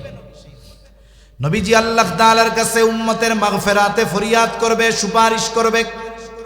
হাদিসের মধ্যে আসছে নবীজি একবার দৌড়িয়ে চলে যাবে হাউজে কাউসারের কাছে। না জানি তার কোন উম্মত হাউজে কাউসার থেকে পানি পান থেকে মাহরুম হয়ে যায়। আর একবার দৌড়ে চলে যাবে পুলসিরাতের কাছে। না জানি তার কোন উম্মত পুলসিরাত পাড়ি দিতে ব্যর্থ হয়ে যায়। নবীজি আর একবার দৌড়ে চলে যাবে জাহান্নামের কাছে। না জানি তার কোন উম্মত কি জাহান্নামে দিয়ে দেওয়া হয়। নবীজি আর একবার দৌড়ে চলে যাবে মিজানের কাছে। না জানি তার কোন উম্মত ওজনে ধরা পড়ে যায়। আবার যখন উম্মতের জন্য সুপারিশ দরকার, আল্লাহ তাআলার কাছে ঈশা উম্মতের জন্য সুপারিশ করবে। হাদিসের মধ্যে আসছে সব নবী জান্নাত অভিমুখে রওনা হয়ে যাবে, সব নবী জান্নাতের দোরগোড়ায় পৌঁছায়া যাবে, কিন্তু জান্নাতের দরজা বন্ধ, জান্নাতের দরজা খোলা হবে না। জিজ্ঞাসা করবে কি ব্যাপার, জান্নাতের দরজা খোলা হয় না কেন? জান্নাতের পাহারাদারেরা জবাব দিয়ে বলবে, যিনি আসলে খোলা হবে তিনি এখনো আসেন নাই। তিনি কে? বলে তিনি হলেন মুহাম্মদুর রাসূলুল্লাহ সাল্লাল্লাহু আলাইহি ওয়াসাল্লাম। কোথায় তিনি? বলে তিনি এখনো হাসরের ময়দানে। নবীজি যতক্ষণ না তার ওই উম্মত যার যাররা পরিমাণ ঈমান আছে তার ব্যাপারেও আল্লাহ তাআলার কাছ থেকে জান্নাতের নিশ্চয়তা নবী যতক্ষণ না পাবেন, আমার আপনার নবী ততক্ষণ পর্যন্ত জান্নাত অভিমুখে রওনা হবে না। একটু চিন্তা করেন, আমি কোনো পলিটিক্যাল লিডার বা পলিটিক্সের কথা বলি না, কিন্তু দেশের বড় পলিটিক্স যারা করে এরা আমাদের আশেপাশের কাছের আত্মীয় স্বজন। একটু চিন্তা করে দেখেন তো, একজন যখন এমপি ছিল তার পাশে সবাই ঘুরঘুর করছে, তাই না? কত মহব্বত ভালোবাসা জীবন দিতে গেছে, ব্যক্তি তো বাইসা আছে, খালি তার এমপিত্ব নাই। এখন পাশে গিয়া মাসিও বসে না, ঠিক কিনা বলেন? এটা হলো দুনিয়ার ভালোবাসার প্র্যাকটিক্যাল একটা এক্সাম্পল। যে দেখেন দুনিয়ার ভালোবাসাটা 100% কোনো না কোনো ভাবে স্বার্থ জড়িত থাকে, কিন্তু নবী তার উম্মতকে যাররা পরিমাণ স্বার্থের জন্য মহব্বত করেন না। যেই নবী আমাকে আপনাকে এত ভালোবাসে, বলেন সেই নবীর প্রতি আমার আপনার জীবনের চাইতে বেশি ভালো হওয়ার দরকার আছে না নাই? আরে মা বাবার চাইতে নবীকে বেশি ভালোবাসতে হবে, আমার জীবনের চাইতে আমাকে নবীকে বেশি ভালোবাসতে হবে। কারণ আমি আমার ক্ষমার ব্যাপারে যত না চিন্তিত, তার চাইতে নবীজি আমার ক্ষমার ব্যাপারে বেশি চিন্তিত। তাহলে আমি আমাকে যতটুকু ভালোবাসি তার চাইতে নবীজি আমাকে আপনাকে বেশি ভালোবাসে। তাহলে বলেন এ ভালোবাসা কি ওই পায়খানার ট্যাঙ্কি নিয়ে ঘুরে বেড়ানো একটা মেয়ের জন্য হবে নাকি নবীজির জন্য হবে? তাহলে ভালোবাসা কোথায় দিচ্ছি আমরা? আমাদের এই ভালোবাসাগুলো কোথায় দিচ্ছি একটু চিন্তা করেন। প্রতিটা মুহূর্ত আমরা এই ভালোবাসা শব্দটাকে অপবিত্র কুলুষিত করতেছি, ঠিক কিনা? যে ভালোবাসা হওয়ার কথা ছিল আল্লাহর জন্য, নবীর জন্য। আমি একটা আয়াত তো তিলাওয়াত করেছিলাম যে আমাদের প্রতি নবীজির ভালোবাসা কত, এটা বলার জন্য। আপনারা কষ্ট পাচ্ছেন? আমি কিন্তু এত সময় কথা বলা আমার পছন্দ হয় না, আমি বলতে পারিও না, চাইও না। কারণ কথা বেশি বললে তো আমারই কষ্ট হবে বেশি, আমার কষ্ট বেশি হবে না? কিন্তু এরপরেও অনেক সময় অনেক মজলিসে মনে হয় যে শ্রোতা কম হলেও কিন্তু শ্রোতাদের আগ্রহ খেয়াল আছে অথবা বলার দরকার মনে হয়, এজন্য কিছু কিছু সময় একটু বেশি কথা বলি। নাহলে আমারও এখন কথা বললে বুক ব্যথায়। আর আমি তো ওই ধরনের ওয়াজ পারিও না। মনে করেন কিছু জাল মিষ্টি টক ওয়াজ বুঝেন তো, গান হবে, সঙ্গীত হবে। এক জায়গায় গেছি তাফসিরুল কোরআন মাহফিল, এনারা তো ওয়াজ মাহফিল নাম দিছে, ঠিক আছে, তাফসিরুল কোরআন মাহফিল দিছে। আমার আগে একজন মুফাসসির তাফসির করতেছে। আমরা মুফাসসিরে কোরআন না, এই যে লেখছে বিশিষ্ট ইসলামী চিন্তাবিদ মুফাসসিরে কোরআন, এনাদের আমি মানা করছি কিনা আমার খেয়াল নাই, আমার দেখলে আমি এটা মানা করি, এই একটা বিষয়। আর একটা হলো পোস্টারের মধ্যে আমন্ত্রিত ওলামায়ে কেরাম মোটা তাজা না করা ভালো। ওনারা চিন্তা করছে হুজুর মনে হয় মোটা সোটা, এই জন্য হুজুরের নামটা একটু মোটা সোটা করে দিই। এই জন্য অন্যান্য হুজুররা একটু চিকুন চাকুন, এই জন্য অন্যান্য হুজুরদের একটু নাম চিকুন চাকুন করে দিচ্ছে। এটা ঠিক না। একটা পোস্টারের মধ্যে একটা ব্যক্তির শান মান মর্যাদা অবস্থানের আলোকে নামের তারতিব হওয়া ভালো। মনে করেন এখানে একজন বড় একজন বুজুর্গ আলেম ছিলেন, এশার পর বয়ান করছে, জাউসার মাদ্রাসার মুহতামিম মুফতি জাহিদুল ইসলাম কাসেমি সাহেব, নামটা ছিল উচিত ছিল হুজুরের নামটা উপরে দেওয়া, তাহলে এটা কি হইতো? সুন্দর এবং গ্রহণযোগ্য হইতো। সুন্দর এক জিনিস, গ্রহণযোগ্য আর এক জিনিস। কথা বোঝেন নাই? এজন্য আবার কর্তৃপক্ষ রাগ হয়ে আমার হাদিয়া কম দিয়েন না। আলহামদুলিল্লাহ, এটা আমি কথার কথা বললাম, একটু মজা করলাম আর কি। এমনি উচিত মুরব্বীদের নাম আগে দেওয়া, কে কখন বয়ান করবে ওটা প্রয়োজনের সময় লিখে দেওয়া যেতে পারে, যে ওনার বয়ান এই সময়, ওনার বয়ান এই সময়। এতে কি হবে?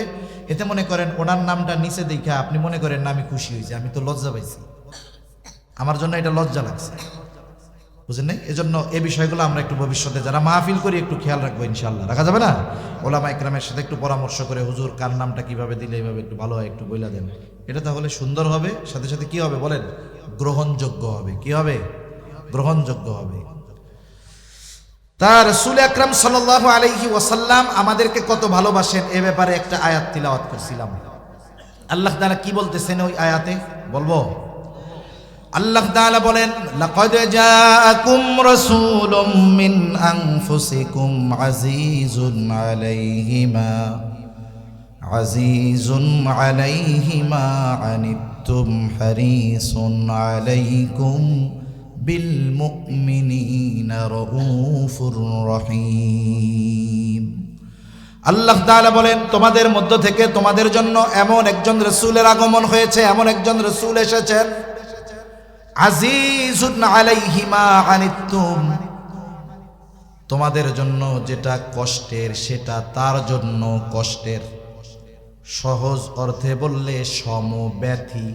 তার মানে আমরা যেটাতে কষ্ট পাই নবীজিও সেটাতে কষ্ট পায়। এখন প্রশ্ন হতে পারে, হুজুর আমরা কষ্ট পাইলে নবী কষ্ট পাবে কেন? কথা বুঝেন? আমি একটা উদাহরণ দেই, তাইলে বুঝতে সহজ হবে। মনে করেন অনেকের 2-3 বছরের ছেলে বাচ্চা আছে না? কার কার আছে? 2-3-4 বছরের বাচ্চা, এই যে কয়েকজন আছে আপনার, আর অন্যদের অনেকের ছিল কিন্তু বড় হয়ে গেছে এখন, তারাও কথাটা বুঝবেন। মনে করেন আপনার 2 বছরের 3 বছরের বাচ্চা, একটা ছোট বাচ্চা যখন সদ্য ভূমিষ্ঠ 5 মাস 3 মাস 4 মাস বয়স, সন্তান হিসাবে তার প্রতি মহব্বত থাকে কি থাকে না? কিন্তু ওই বাচ্চাটা যখন 1.5 বছর 1 বছর 1.5 বছর হয়, এক কথা বলার আগে 10 বার আব্বু ডাকে। বলেন তো মহব্বত আগের চাইতে বাড়ে না কমে? এই যে মহব্বত বাড়ে 2 বছর 1.5 বছর 3 বছরের বাচ্চা, মনে করেন এই বাচ্চাটা গভীর রাতে প্রচন্ড রকমের জ্বরাক্রান্ত হয়েছে, এতটা জ্বর তার গোটা দেহ কেমন যেন আগুন ধরে গেছে, চোখ দুটো কেমন যেন বের হয়ে যাচ্ছে, সলসল করতেছে চোখ দুটো। বাচ্চার কষ্ট হয়, জ্বরের তীব্রতায় শরীরের মধ্যে কাঁপুনি হয়ে গেছে, মুখ দিয়ে তার কষ্টের শব্দ বের হচ্ছে, আহ আহ। ছোট বাচ্চা, পাশে বসা আছে তার মা বাবা। এই অনুভূতি ওয়াজ করে বোঝানো কঠিন। আমি যদি ওই মা বাবাকে জিজ্ঞাসা করি যে এই পরিস্থিতিতে পড়েছে, যে বলেন তো ওই বাচ্চা অসুস্থ হয়ে যতটা কষ্ট পায়, তার পাশে বসে থাকা তার মা বাবা ওই বাচ্চার চাইতে কষ্ট কম পায় না বেশি পায়? অসুস্থ সন্তান কষ্ট পায় কে? মা বাবা। কিন্তু অন্য আর এক মা বাবা তো আপনার সন্তানের অসুস্থতায় ব্যথা কষ্ট পাবে না। আপনি কেন পান? কারণ আপনি একে সর্বোচ্চ ভালোবাসেন। নবীজি কেন আমাদের কষ্টে কষ্ট পান? কারণ নবীজি আমাদেরকে মা বাবার চাইতে বেশি ভালোবাসে। এই জন্য নবী চান না তার উম্মত কোনটা জাহান্নামে যাক। এজন্যই আল্লাহ তাআলা বলেন, ও দুনিয়ার মানুষ শুনে না, এই রাসূল হলো এমন এক রাসূল, যেই রাসূল তোমাদের কষ্টের কারণে সে কষ্ট পায়। 2 নম্বর আল্লাহ তাআলা বলেন, হারিসুন আলাইকুম, রাসূল হলেন তোমাদের জন্য কল্যাণকামী, সর্বোচ্চ কল্যাণকামী নবীজি। একটা হাদিস বলি, নবীজি উম্মতের জন্য কখন কোন জায়গায় কোনটা কল্যাণকর সেই দিকে খেয়াল রাখতেন। নবীজি বলেন, আল্লাহ তাআলা সব নবীকে তার উম্মতের ব্যাপারে এক একটা বিষয় এবং ওই দোয়াটা কবুল হওয়ার নিশ্চয়তা আল্লাহ তাআলা দিয়েছেন। সব নবী দুনিয়ায় তার উম্মতের জন্য ওই দোয়াটা করে ফেলছে, আমি ওই দোয়াটা করি নাই, ওটাকে আমি সংরক্ষণ করে রাখছি। কিয়ামতের দিন আমার উম্মতের জন্য ওই দোয়াটা আমি আল্লাহ তাআলার কাছে সুপারিশ হিসাবে করব। কারণ নবী জানে দুনিয়ার মুসিবতের চাইতে ওই সময় মুসিবত বেশি, এই দোয়াটা এই সময় করার চাইতে ওই সময় করলে আমার উম্মতের জন্য কল্যাণকর বেশি হবে। এই জন্য নবী উম্মতের সর্বোচ্চ কল্যাণকামী হিসাবে ওইটাকে সংরক্ষণ করছে। তবে মুমিনদের প্রতি নবীজির ভালোবাসা হলো স্পেশাল ভালোবাসা। সবার জন্য ভালোবাসা আছে, কিন্তু মুমিনদের জন্য কি ভালোবাসা বলেন? স্পেশাল। এজন্য আল্লাহ তাআলা বলেন বিল মুমিনিনা রাউফুর রহিম, মুমিনদের জন্য তিনি হলেন রাউফ, তিনি হলেন রহিম। আল্লাহ তাআলার অনেকগুলো গুণবাচক নাম আছে, গুণবাচক নামগুলোর মধ্যে অন্যতম দুটি নাম হলো রাউফুর রহিম। এখন বলেন রাউফুর রহিম কে? আরো জোরে বলেন কে? রাউফুর রহিম আল্লাহ। দুনিয়ার কোন মাখলুক রাউফ হতে পারে না, দুনিয়ার কোন মানুষ রহিম হতে পারে না। অতি সদয় পরম দয়ালু একমাত্র আল্লাহ। কিন্তু নবীজির উম্মতের প্রতি কেমন দয়া, কেমন মায়া, কেমন সদয়, কেমন ভালোবাসা, এটা আমাদেরকে বোঝানোর জন্য আল্লাহ তাআলা নিজের সাথে যে শব্দ রাউফুর রহিম, ওই দুটি শব্দ নবীর শানে ব্যবহার করে বলতেছে এই নবী হলো তার মুমিন উম্মতদের জন্য রাউফুর রহিম, অতি সদয় এবং পরম দয়ালু। নবীজি তার উম্মতের জন্য রাউফুর রহিম বলতেছে কে? আরে যার নাম সে যদি আরেকজনের শানে ব্যবহার করে এক্ষেত্রে তো আর শিরক হবে না, আমরা বলতে পারবো না।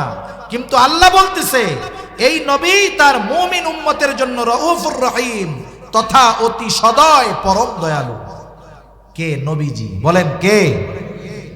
তাহলে নবী আমাদের কত ভালোবাসে, এর চাইতে আর বোঝানোর কিছু আমার কাছে নাই।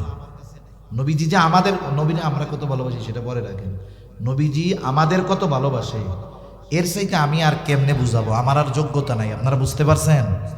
তাইলে এই পুত পবিত্র ভালোবাসা শব্দটাকে আমরা অপবিত্র বানায় ফেলতেছি, ঠিক না? যেহেতু আল্লাহ ভালোবাসে, আল্লাহকে ভালোবাসতে হবে। নবীজি আমাদের এইরকম ভালোবাসা বাসে। এখন আমরা যদি নবীজিকে ভালো না বাসি তাইলে আমাদের মতো নালায়েক আর কেউ আসেনি। এখন নবীরে ভালোবাসতে হবে, কেমনে বাসবো? নবীজিও জানে উম্মত তার প্রতি আমার ভালোবাসার খবর যাই না, আমাকেও ভালোবাসতে চাইবে। কেমনে আমার উম্মত ভালোবাসবে? হাদিস বলছিলাম, নবীজি বলেন উম্মত টেনশন কইরো না, আরে আবু বকর তো নবীকে সামনে পেয়েছে, এই জন্য নবীর কথায়, নবীর মহব্বতে বাড়ির সব সম্পদাই না নবীর সামনে রাখছে।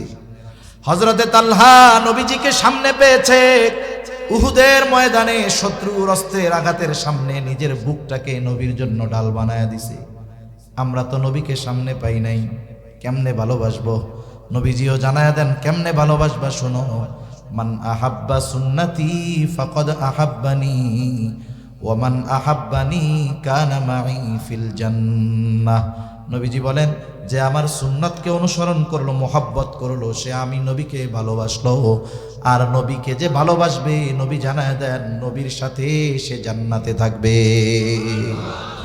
তাহলে নবীর সুন্নতকে মোহাব্বত করলে নবীকে ভালোবাসা হয়, ঠিক কিনা বলেন? নবীকে ভালোবাসলে নবীর সাথে জান্নাতে থাকা যায়। নবীর সাথে জান্নাতে থাকতে পারা এটা বড় সৌভাগ্যের ব্যাপার। আমরা আমাদের প্রিয়জনদের সাথে একটু সময় কাটানোর কত চেষ্টা করি, কিন্তু নবীর সাথে থাকতে পারা এটা কত সৌভাগ্যের ব্যাপার। নবীজির মুখে যখন হযরত আনাস রাদিয়াল্লাহু তাআলা আনহু শুনলেন, লম্বা হাদিস, নবীজির মুখে শুনলেন, নবীজি বললেন আল মারউ মা'a মান আহাব্বা, যে যাকে ভালোবাসে তার সাথে অবস্থান করবে। এটা শুনছে হযরত আনাস রাদিয়াল্লাহু তাআলা আনহু বলেন নবীর সাথে জান্নাতে থাকতে পারবো। এই কথাটা শুনে আমরা তথা সাহাবায়ে কেরাম এতটা খুশি হয়েছে যে ইসলাম আসার পরে আর কোনো কথার দ্বারা আমরা এতটা খুশি হই নাই। তাহলে নবীর সাথে থাকতে পারা এটা কত বড় সৌভাগ্যের ব্যাপার।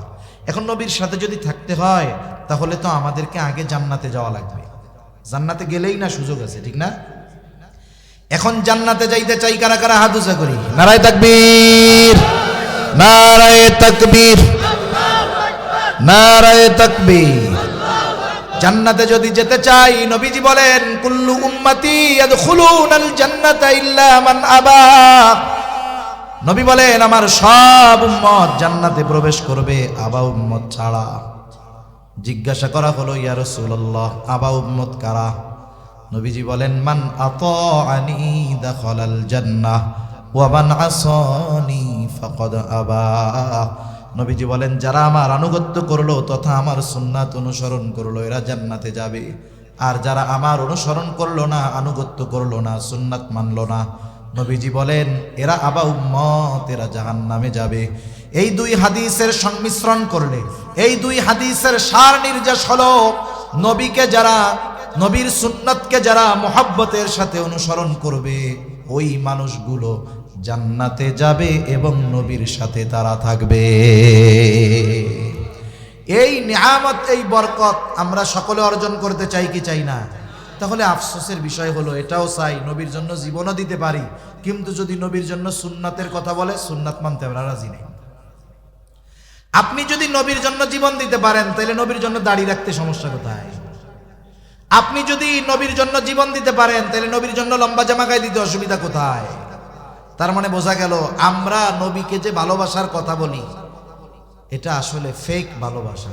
ফেক ভালোবাসা তো ছিলেন, ফেক আইডি ছিলেন না, দামি ভালোবাসা, ফেক ভালোবাসা। এই ভালোবাসার দাম আছে? জোরে বলেন না আছে? এখন অনেকে কইব হুজুর আপনাদের কাছে কি আর সুন্নাত টুন্নাত নাই, খালি দাড়ির কথা বলে। দাড়ি হলো এমন এক সুন্নত যেই সুন্নত অন্যান্য অনেক সুন্নত পালনে সহায়ক হয়। দাড়ি হলো এমন সুন্নত যেটা মানুষকে গুনার থেকে বাঁচায়, ঠিক কিনা কম? আচ্ছা মনে করেন একজন লোক এলাকায় আসছে, দাড়ি দুড়ি কিচ্ছু, আমি কোনো দাড়ি যান নাই তারে ছোট করতেছি না, আমরা দোয়া করি আল্লাহ তাআলা প্রত্যেকটা মুমিনের মুখকে নবীর সুন্নাত দাড়ির দ্বারা ভরপুর করে দেন, সকলে বলি আমিন।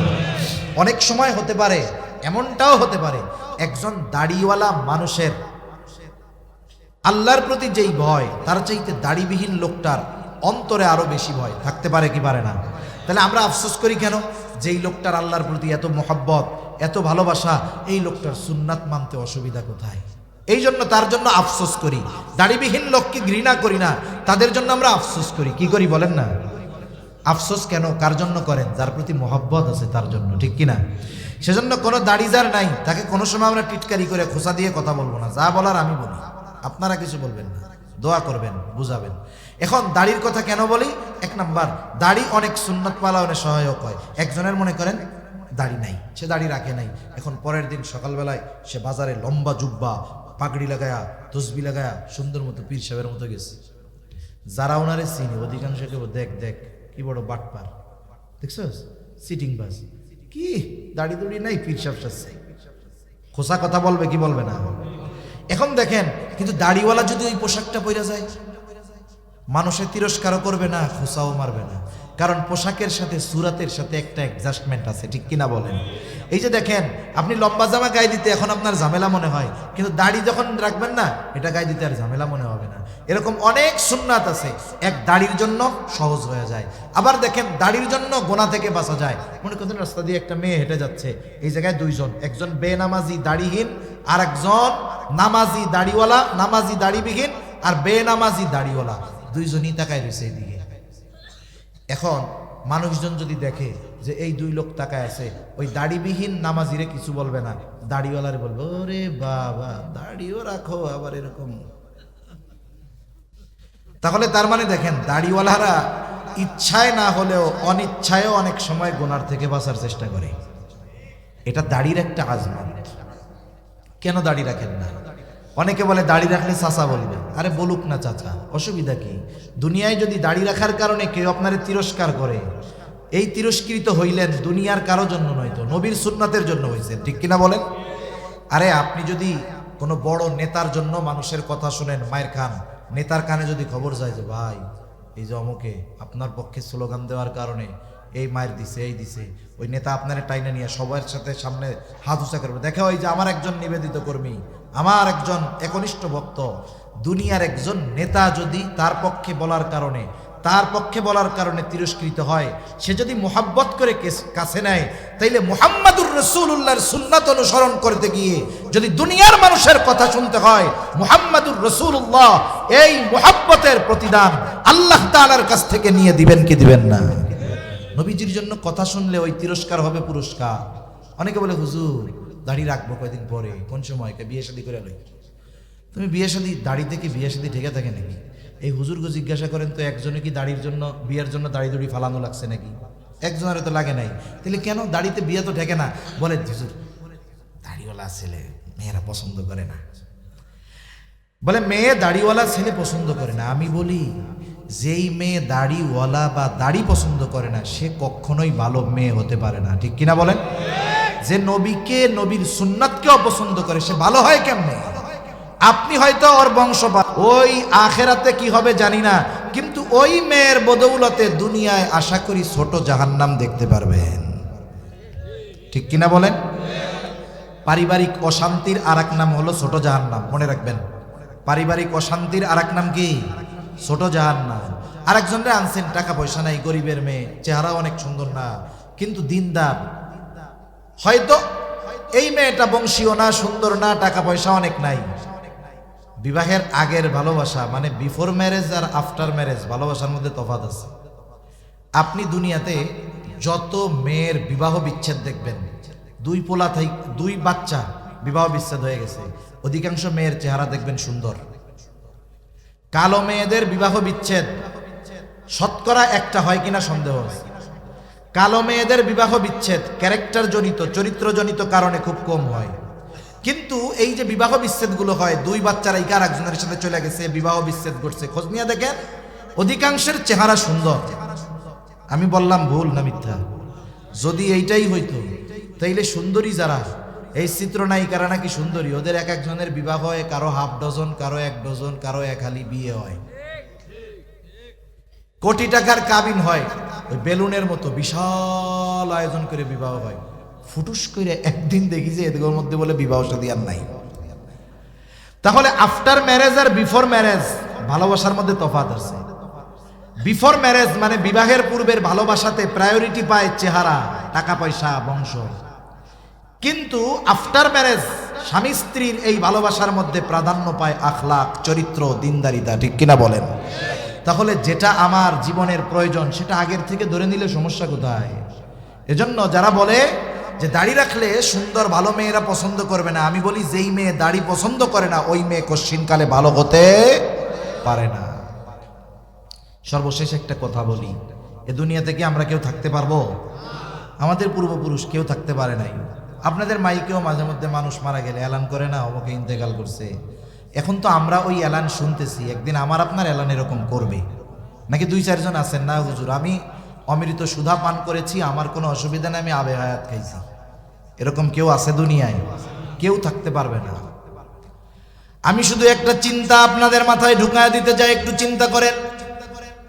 আমার আপনার যখন মরণ হবে, আমি মরি আর আপনি মরেন, যেহেতু লেভেলে আছে মুসলমান, পরিচয়টা মুসলমান, আমাকে আপনাকে সুন্দরভাবে গোসল দিয়ে কাফন পরিয়ে লাশের খাটিয়ায় উঠায়া জানাজার ময়দানে নিয়ে যাওয়া হবে, জানাজা হবে। এবার লাশটাকে নিয়ে যাওয়া হবে কবরের পাশে। কবরের মধ্যে 2 জন ব্যক্তি নামবে, উপর থেকে 2 জন আমার আপনার দেহটাকে ধরায় দিবে, নিথর দেহ। এই যে যখন কবরস্থ করা হয় লাশ, এই সময় একটা দোয়া পড়া হয়, বিসমিল্লাহি ওয়া আলা মিল্লাতি রাসূলিল্লাহ। এই দোয়া একদিন এখন আমরা হয়তো পড়ি, এক সময় আমাদের ব্যাপারে পড়বে। কি বলা হয় এই দোয়ার মধ্যে? একটু দিলের কান দিয়া শুনেন শেষ কথা। কি বলা হয়? মূলত বলা হয় এই কথা, আল্লাহ আপনার নামে এমন একজন মানুষকে এখন কবরস্থ করিতেছি, আল্লাহ যার গোটা হায়াত সুন্নাতের উপরে অতিবাহিত হয়েছে, যখন সে মারা গেছে সুন্নাতের উপরে ছিল, যখন তাকে কবরস্থ করতেছি এখনো সুন্নাতের উপরেই আছে। এমন এক ব্যক্তিকে আপনার নামে এখন কবরে রাইখা দিতেছি, এই কথাটাই মূলত বলা হয়। কষ্ট নিয়েন না, আমি শুধু এতটুকু কথা বলি, আমরা কে কোন সময় মারা যাব বলা যায় না। এখান থেকে আমি বাসায় নাও ফিরে যেতে পারি, এর কোনো নিশ্চয়তা নাই। একটু চিন্তা করে দেখেন, এই দোয়াটা পড়ে অথবা এই কথাটা বলে যেই লোকটাকে কবরস্থ করা হলো, দেখা যাবে গোটা জিন্দেগি সে কখনো সুন্নাতের পাশ দিয়াও হাঁটে না। না তার চেহারায় সুন্নাত আছে, না তার কর্মে সুন্নাত, না তার লেবাসে সুন্নাত ছিল। একটু বুঝে থাকলে জবাব দিবেন, যেহেতু মুসলমানের সন্তান তার ব্যাপারেও এই দোয়াটা পড়া হবে কি হবে না? কিন্তু বলেন তো, তার বাস্তবতার সাথে আর এই দোয়ার কথার সাথে মিল আছে কি? এখন তার ব্যাপারে এই দোয়াটা সত্য হবে নাকি মিথ্যা হবে? শুধুমাত্র এতটুকু অনুরোধ করি, কোন সময় মরণ হয় বলা যায় না। আমি যদি এখনই মারা যাই অথবা আগামী দিন মারা যাই, 2 দিন পরেও যদি মারা যাই, যখন আমাকে কবরস্থ করা হবে, ওটা হবে আমার অনন্তকালের সফরের প্রথম মঞ্জিল। আমাকে আপনাকে যেন মিথ্যা কথা বলে কবরে না রাখা লাগে, অথবা যেই কথাটা বলবে ওটা আমার আপনার জন্য যেন সত্য হয়, আমার আপনার সাথে যদি কথাটার মিল থাকে, আমার আপনার ব্যাপারে যেন কথাটা সত্য হয়। এই আলোকে যদি জীবন না সাজাতে পারি, মনে রাখবেন ওই জীবন বড় ক্ষমতার অধিকারী হতে পারে, ওই জীবন কোটি কোটি ডলারের মালিক হতে পারে, কিন্তু আল্লাহর কসম ওই কথাটার সাথে যদি আমার আপনার জীবনের বাস্তবতার মিল না থাকে, আমি আপনি সফল হতে পারি নাই, তাহলে আমার আপনার নামটা ব্যর্থদের তালিকায় চলে যাবে। এজন্য জীবনটাকে আমরা ওইভাবে সাজাবো। সাজানো যাবে তো ইনশাআল্লাহ? আমরা আল্লাহ এবং রাসূলকে সর্বোচ্চ ভালোবাসি এবং তাদের ভালোবাসার প্রমাণ দেওয়ার জন্য যা করার দরকার সেটা যদি করতে পারি, তাহলে ঈমান কামেল হবে। এই মুহাব্বত, এই ভালোবাসা আমাকে জান্নাত পর্যন্ত পৌঁছায়া দিবে ইনশাআল্লাহ।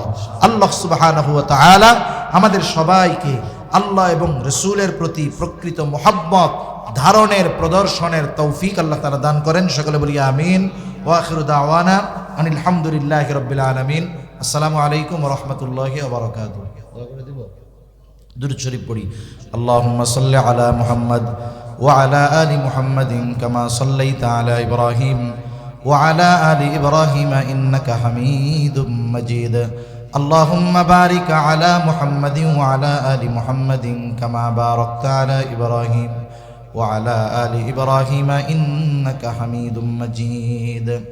الحمد لله رب العالمين والعاقبة للمتقين والصلاة والسلام على خير خلقه محمد وعلى آله وأصحابه أجمعين. ربنا ظلمنا أنفسنا وإن لم تغفر لنا وترحمنا لنكونن من الخاسرين.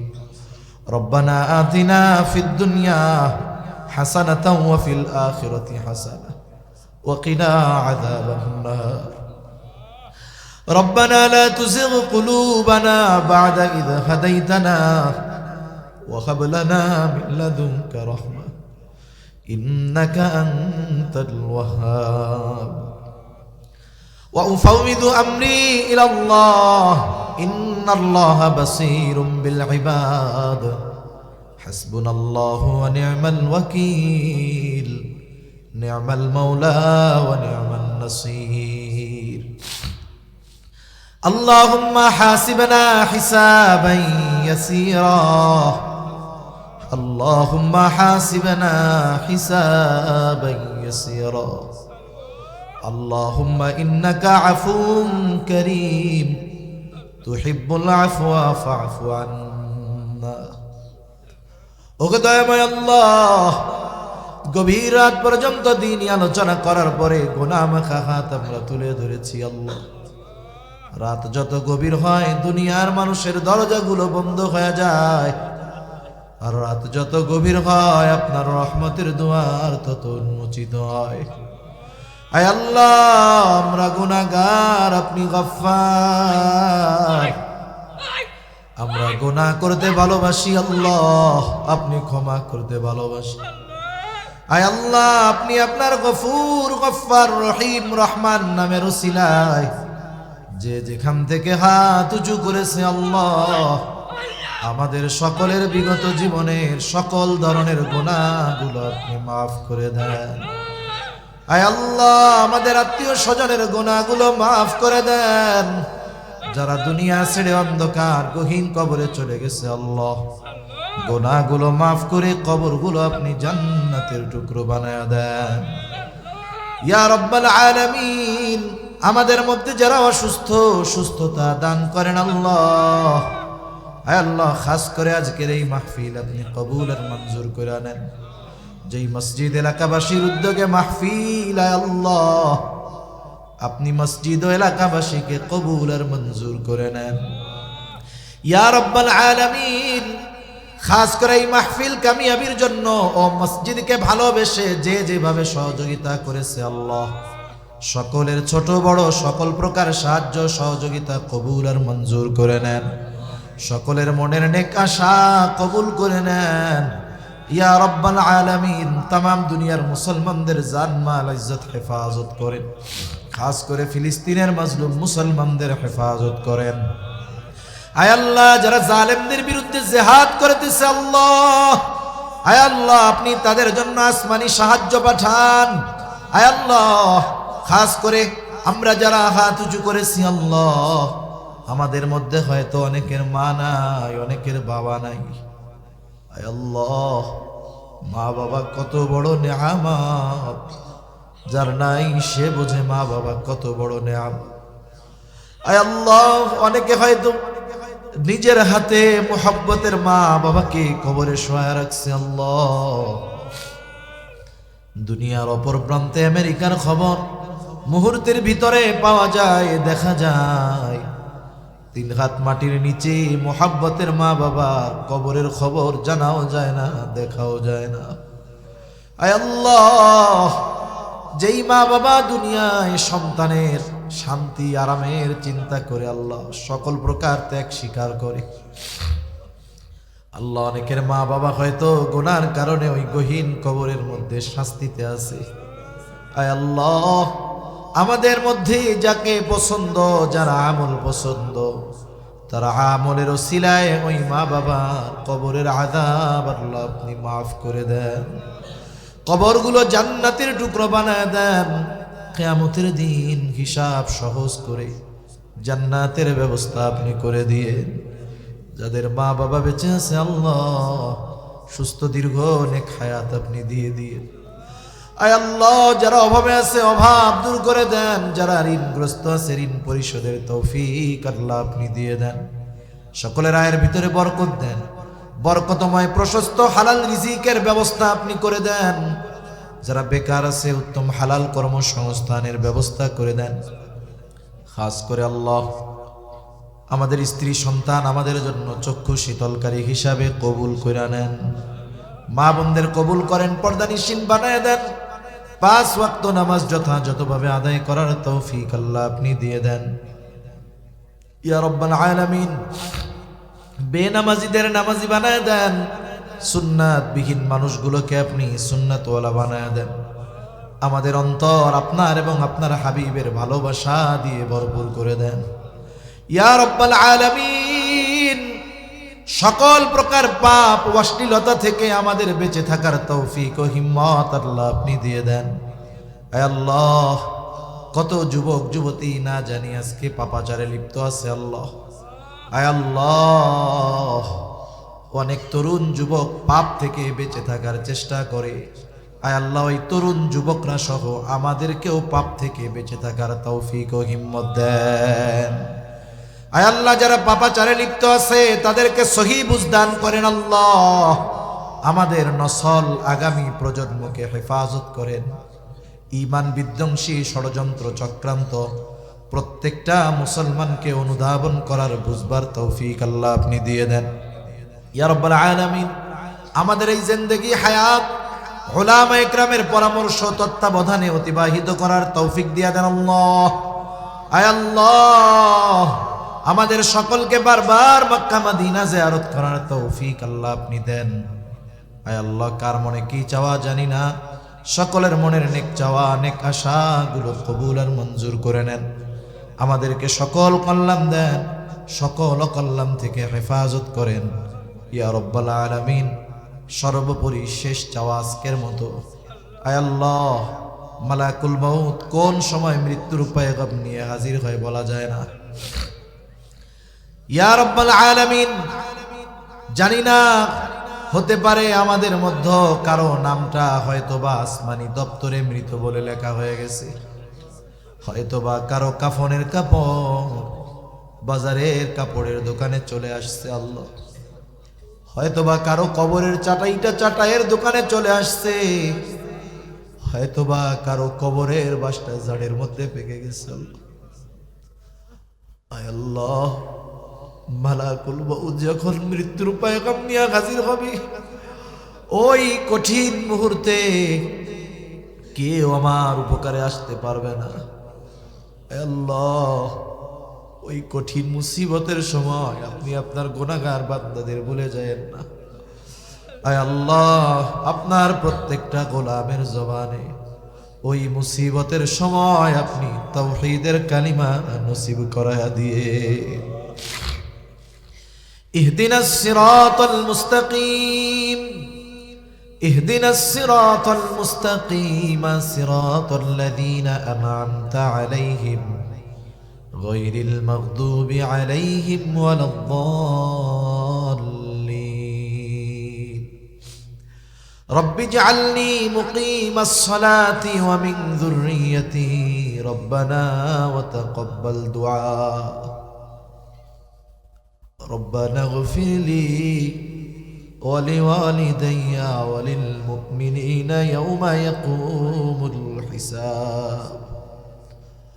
ربنا هب لنا من أزواجنا وذرياتنا قرة أعين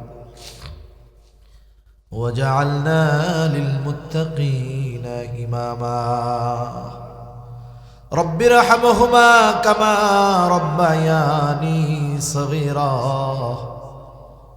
رب ارحمهما كما ربياني صغيرا. وصلى الله تعالى على خير خلقه محمد وعلى آله وأصحابه أجمعين. آمين برحمتك يا أرحم الراحمين. آمين. سبحانك اللهم وبحمدك أشهد أن لا إله إلا أنت أستغفرك وأتوب إليك.